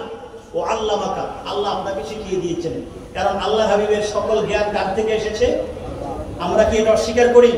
এটা যদি কেউ অস্বীকার করে সে কাফের হয়ে যাবে। এই জন্য আলা হযরত আদ-দাওলাতুল মাক্কিয়্যা ফিল মাদ্দাতিল গায়বিয়্যা, তিনি যখন আরব দেশে গিয়েছেন, আরব দেশের তারা আলা হযরতকে আল্লাহ হাবিবের ইলমে গায়েবের ব্যাপারে লেখার জন্য বলেছেন। আলা হযরত তো হজে গিয়েছেন, কিতাব নিয়ে যান নাই। তিনি দুই হাতে লিখতে আরম্ভ করলেন, ডান হাতে বাম হাতে। এটা আজীব, আল্লাহ ওনাকে দিয়েছেন, দুই হাতে লিখলেন। দুই হাতে লিখতে লিখতে এত বড় পান্ডুলিপি দিয়ে কিতাব লিখে ফেলেন আল্লাহর হাবিবের জ্ঞানের ব্যাপারে। কিতাবের নাম দিলেন আদ-দাওলাতুল মাক্কিয়্যা ফিল মাদ্দাতিল গায়বিয়্যা। এত দাঁত ভাঙা শব্দে বাবা কিতাবটা লিখেছেন, বর্তমান আলেমরা অনেকে কিতাবটাও পড়তে পারে না। আল্লাহ হযরত সেই কিতাবের মধ্যে ভাগ করে দেন, শোনো আমাদের সাথে মিলাবানা। আহলে সুন্নাত ওয়াল জামাতের আকীদা স্পষ্ট, আল্লাহর জ্ঞান হচ্ছে জাতি আর আল্লাহর হাবিবের জ্ঞান হচ্ছে আতাই। সকল নবী রাসূলের জ্ঞান হচ্ছে আতাই আর আমাদের জ্ঞান আল্লাহর হাবিব থেকে পাওয়া আতাই। আল্লাহর জ্ঞান হচ্ছে জাতি মূল আর সৃষ্টি জগতের সকল জ্ঞান হচ্ছে আল্লাহ রাব্বুল আলামিন দয়া করে জ্ঞান দিয়েছেন। আতাই, যেটা আল্লাহ দয়া করে হাদিয়া করেছেন। এই জন্য আল্লাহর হাবিবের জ্ঞান আর আল্লাহর জ্ঞানকে কেউ সমান বলে না। কি বলেন, সমান বলা যাবে? এটা জায়েজ আছে না? পৃথিবীর কোন মুসলমান বলে না। আলা হযরতকে তহমত দেওয়া হয় না, আলা হযরত বলে নাই, ভাগ করে দিয়েছে। আল্লাহ তিনি খালেক, সকল কিছুর খালেক। আর আল্লাহর হাবিব পাক সাল্লাল্লাহু আলাইহি ওয়াসাল্লাম হচ্ছেন তিনি মাখলুক, কিন্তু আমার মতো মাখলুক না। তিনি হচ্ছেন সাইয়্যিদুল খালায়েক। আলা ওয়া ইন্নী হাবিবুল্লাহ ওয়ালা ফাখরা, আলা ওয়া ইন্নী সাইয়্যিদু ওয়ালাদি আদম ওয়ালা ফাখরা। সব দিক থেকে আমি আদম সন্তানের শ্রেষ্ঠ, ইলমের দিক থেকে শ্রেষ্ঠ, গুণের দিক থেকে শ্রেষ্ঠ, যত দিক রয়েছে সব দিক থেকে আল্লাহ আদম সন্তানের মধ্যে আমাকে শ্রেষ্ঠ বানিয়ে দিয়েছেন। এই জন্য শরফুদ্দিন বসরি রাহমাতুল্লাহ আলাইহি বলেছেন, সকল নবী রাসূলুল্লাহ ইয়া রাসূলুল্লাহ ওয়াকিফুনা লাদাইহি ইনদা হাদ্দিহিম, তার কাছে নবী রাসূলুল্লাহ শেষ পর্যায়ে পৌঁছে একটু জ্ঞানের জন্য দাঁড়িয়ে থাকে। আল্লাহ তার হাবিবকে এত বড় জ্ঞান দিয়েছেন, এই জন্য বলেছেন ওয়া আল্লামাকা মা লাম তাকুন তাআলাম ওয়া কানা ফাদলুল্লাহি আলাইকা হাদিমা। আল্লাহ বলছেন, আল্লাহ আপনাকে এত বেশি জ্ঞান দিয়েছেন, এত বড় জ্ঞান দিয়েছেন, এটা আল্লাহর পক্ষ থেকে আপনার জন্য অনেক বড় ফজিলত। আমি একটা হাদিস বলে আলোচনা শেষ করছি, এখানে আর বেয়াদবি করছি না, হুজুররা বসা আছেন। নবী মুস্তাফা সাল্লাল্লাহু আলাইহি ওয়াসাল্লাম তিরমিজি শরীফের হাদিস, অনেকগুলো হাদিস আমার কাছে আজকে বলার ছিল কিন্তু সময়ের জন্য বলতে পারি নাই, অন্যদিকে আলোচনা চলে গেছে। আমার এই কিতাবটি, এটা আপনার দারুল কুতুবুল ইলমিয়া বাইরুত থেকে ছাপানো হয়েছে। এটা হচ্ছে আমার পিএইচডি, যেটা মালয়েশিয়া থেকে আমি এটা করেছি। এটার মধ্যে আল্লাহ হাবিব পাক ইসলামের জ্ঞান নিয়ে অনেক লম্বা আলোচনা করেছি আলহামদুলিল্লাহ। Malaysia Islamic international Islamic university থেকে যারা বোর্ডে ছিলেন তারা এটা অনেক প্রশংসা করেছেন এবং বলেছেন এই ধরনের পিএইচডি প্রত্যেকটি করা উচিত, সবাইকে উদ্বুদ্ধ করা উচিত। যাই হোক, ওনারা এটাকে কবুল করেছেন, ইউনিভার্সিটি থেকে প্রকাশ করার প্রস্তাব দিয়েছেন। পরে এটাকে লেবানন বাইরুত দারুল কুতুবুল ইলমিয়া থেকে ছাপানো হয়েছে। অনেক হাদিস এখানে, পুরোটাই রাসূল পাকের শানে। এই কিতাবটা 500 পৃষ্ঠার কিতাব, আমার পিএইচডি নিয়েছিল, রাসূল পাকের চালানো হয়েছে। তো এখানে যত দলিল এনেছি তার মধ্যে একটা হচ্ছে আল্লাহ হাবিব পাক সাল্লাল্লাহু আলাইহি ওয়াসাল্লাম তিনি স্বপ্নে দেখছেন। তিনি কি দেখছেন? ইয়াখতাসিমুল মালাউল আলা, উর্দু জগতের ফেরেশতারা ঝগড়া করছে, কোন বিষয় নিয়ে তাদের মধ্যে বাক বিতণ্ডা হচ্ছে, কথাবার্তা হচ্ছে। এভাবে অনেক লম্বা আলোচনা আল্লাহ রাব্বুল আলামিন তার হাবিব পাক সাল্লাল্লাহু আলাইহি ওয়াসাল্লামকে জিজ্ঞেস করছেন, আল্লাহর সাথে কথা হচ্ছে। এক পর্যায়ে আল্লাহর হাবিব বলছেন, আল্লাহ ওনার কুদরতি হাত মোবারককে আমার বুকের উপরে রাখলেন। ফাওয়াজাতুল বারদা বাইনা সাদিয়াইয়া, আমি আমার দুই দুধের মাঝে, স্তনের মাঝে, এখানে আমি একটু ঠান্ডা অনুভব করলাম। তো ইয়া রাসূলুল্লাহ, এটা কিসের ঠান্ডা? এই ঠান্ডাটা মূলত কিসের? আল্লাহর হাবিব পাক সাল্লাল্লাহু আলাইহি ওয়াসাল্লাম সাথে সাথে বলে দিলেন, ফাআলিমতু ইলমাল আউয়ালিন ওয়াল আখিরিন। আল্লাহ আমাকে ওই মুহূর্তে এতই জ্ঞান দিলেন, মুহূর্তের মধ্যে এই দুনিয়ার সৃষ্টির সূচনা থেকে আরম্ভ করে এই শেষ পর্যন্ত, সৃষ্টির শেষ যখন হবে তখন পর্যন্ত আউয়ালিন আখিরিন, আদি অন্তের সকল জ্ঞান মুহূর্তের মধ্যে আমার আল্লাহ আমাকে দিয়ে দিয়েছেন। সুবহানাল্লাহ। এই হাদিস কি অন্যভাবে এসেছে? ফাআলিমতু মা বাইনাস সামাওয়াতি ওয়াল আরদ, আকাশ এবং জমিনের মধ্যে যত জ্ঞান আছে সব জ্ঞান আল্লাহ আমাকে দিয়ে দিয়েছেন। এই হাদিস আরেকটি বর্ণনায় আসছে, ফাতাজাল্লানি কুল্লু শাইইন ওয়া আরাফতু, আমি নবী মুহাম্মদুর রাসূলুল্লাহ সাল্লাল্লাহু আলাইহি ওয়াসাল্লামের সামনে সবকিছু এত সুন্দর করে স্পষ্ট হলো। তাজাল্লানি কুল্লু শাই, আল্লাহর সৃষ্টি জগতের মধ্যে কোনো কিছু বাদ নাই, সবকিছু আমার সামনে স্পষ্ট প্রকাশিত হয়ে গেল। ওয়া আরাফতু, এবং আমি সবকিছু অণু পরমাণু বিন্দু বিন্দু সহ প্রত্যেকটি বিষয়কে আমি নবী মুস্তাফা চিনে ফেললাম এবং জেনে ফেললাম। সুবহানাল্লাহ। এইজন্য তিনি বলেছেন, অতীত ইলমাল আউয়ালিন ওয়াল আখিরিন, আমাকে আদি অন্তের সকল জ্ঞান আমার আল্লাহ দিয়ে দিয়েছেন। সুবহানাল্লাহ। বরং ইমাম শরফুদ্দীন বসরি রাহমাতুল্লাহ আলাইহি, আলা হযরত এবং কাসিদে বরদার যারা ব্যাখ্যা করেছেন, সকলে মিলে ইমাম ইবনে হাজার বাকি রাহমাতুল্লাহ আলাইহি থেকে আরম্ভ করে, মোল্লা আলী কারী রাহমাতুল্লাহ আলাইহি থেকে আরম্ভ করে যারা লিখেছেন, সবাই বলেছেন আদি অন্তের জ্ঞান এটাও আমার নবীর জ্ঞানের সামনে একটা কাতরা মাত্র। আদি অন্তের সকল জ্ঞান, আসমান জমিনের সকল জ্ঞান, এটাও আমার নবী মুস্তাফার জ্ঞানের সামনে কাতরাতুম মিন বিহারিহি, ওনার জ্ঞান সমুদ্রের সামনে একটা ফোঁটা মাত্র। সুবহানাল্লাহ। তুমি তোমার নবীর জ্ঞানকে মাপতে চাও আর বলতে চাও নবী তো জানে না, নবী তো জানে না, নবী তো জানে না, এগুলো বলে বলে তুমি বিভিন্ন রকমের কথা বলছো। বাবারে, সাবধান করে দিচ্ছি, আগে নিজের পরিচয় জানো এবং নবীকে জানার চেষ্টা করো। দরবার শরীফে এখানে আপনাদের কাছে হুজুর আছেন, জানার চেষ্টা করেন। এখানে আমাদের আরেকজন হুজুর কেবলা আছেন, এলেমের খেদমত করে গেছেন, কত বড় মাপের ওলি ছিলেন ওনারা, আমার চেয়ে আপনারা বেশি জানেন। কত বড় হাদিসের খেদমত করেছেন ওনারা, আপনারা আরো বেশি জানেন। আমাদের এই চট্টগ্রামের জমিনে আল্লাহ উলিয়া কেরামদেরকে দিয়েছেন, ওলামায়ে কেরামদেরকে দিয়েছেন। আসুন আমরা জানার চেষ্টা করি, আমাদের আকীদাকে বিশুদ্ধ করার চেষ্টা করি। সকলে বলুন আল্লাহুম্মা আমিন। আমার আলোচনা আপনারা কষ্ট পেয়েছেন? আমি যে এই কিতাব থেকে একটা কথা বলতেছিলাম, দুই শব্দ বলে আমি শেষ করি। তো এই কিতাবের মধ্যে যিনি বলেছিলেন যে আমি 20 বছর ধরে নবী মুস্তাফাকে দেখছি আর 20 বছর ধরে আমি মিলাদুন নবী পালন করছি, এবং আল্লাহ হাবিব পাক সাল্লাল্লাহু আলাইহি আমাকে স্বপ্নের মধ্যে একটা নসিহত করেছেন, লা তুবতিলহু, শোনো, কখনো জীবনে যতদিন বেঁচে থাকবে কখনো আমার মিলাদের মাহফিল তুমি বন্ধ করবে না। আলহামদুলিল্লাহ। আপনারা 1980 বা তার আগ থেকে এই মাহফিলটা করে আসছেন, আপনাদেরকে অনুরোধ করে যাচ্ছি মাহফিল শেষে আপনারা, আপনাদের তৌফিক থাকুক বা না থাকুক, তৌফিক থাকবে আল্লাহ বাড়িয়ে দিবে, কখনো এই মাহফিল বন্ধ করবে না। রাজি আছেন তো? আল্লাহ কবুল করেন, বলেন আমিন। হাবিব আরেকটা বিশারাত দিয়েছেন, মান ফারিহা বিনা বারিকনা বিহি, মিলাদুন নবীর মাহফিল করে আমার প্রতি যারা খুশি হয় আমিও তাদের প্রতি খুশি হই। আপনারা যে মাহফিল করছেন আপনারা কি খুশি না? খুশি না? আয়োজক কমিটি খুশি না? তার মানে কি নবী মুস্তাফা আমাদের জন্য খুশি। আল্লাহ সাক্ষী থাকো, আমরা খুশি, তোমার হাবিব খুশি, তোমার হাবিবের রাজামন্দি নিয়ে আমরা জান্নাতে সাথে আল্লাহুম্মা আমিন। ওয়া আখির দাওয়ানা আলহামদুলিল্লাহি রাব্বিল আলামিন ওয়া সাল্লাল্লাহু আলা নবিয়িল কারীম আর রাউফির রহিম। আসসালামু আলাইকুম ওয়া রাহমাতুল্লাহি ওয়া বারাকাতুহু। আলহামদুলিল্লাহ, এতক্ষণ পর্যন্ত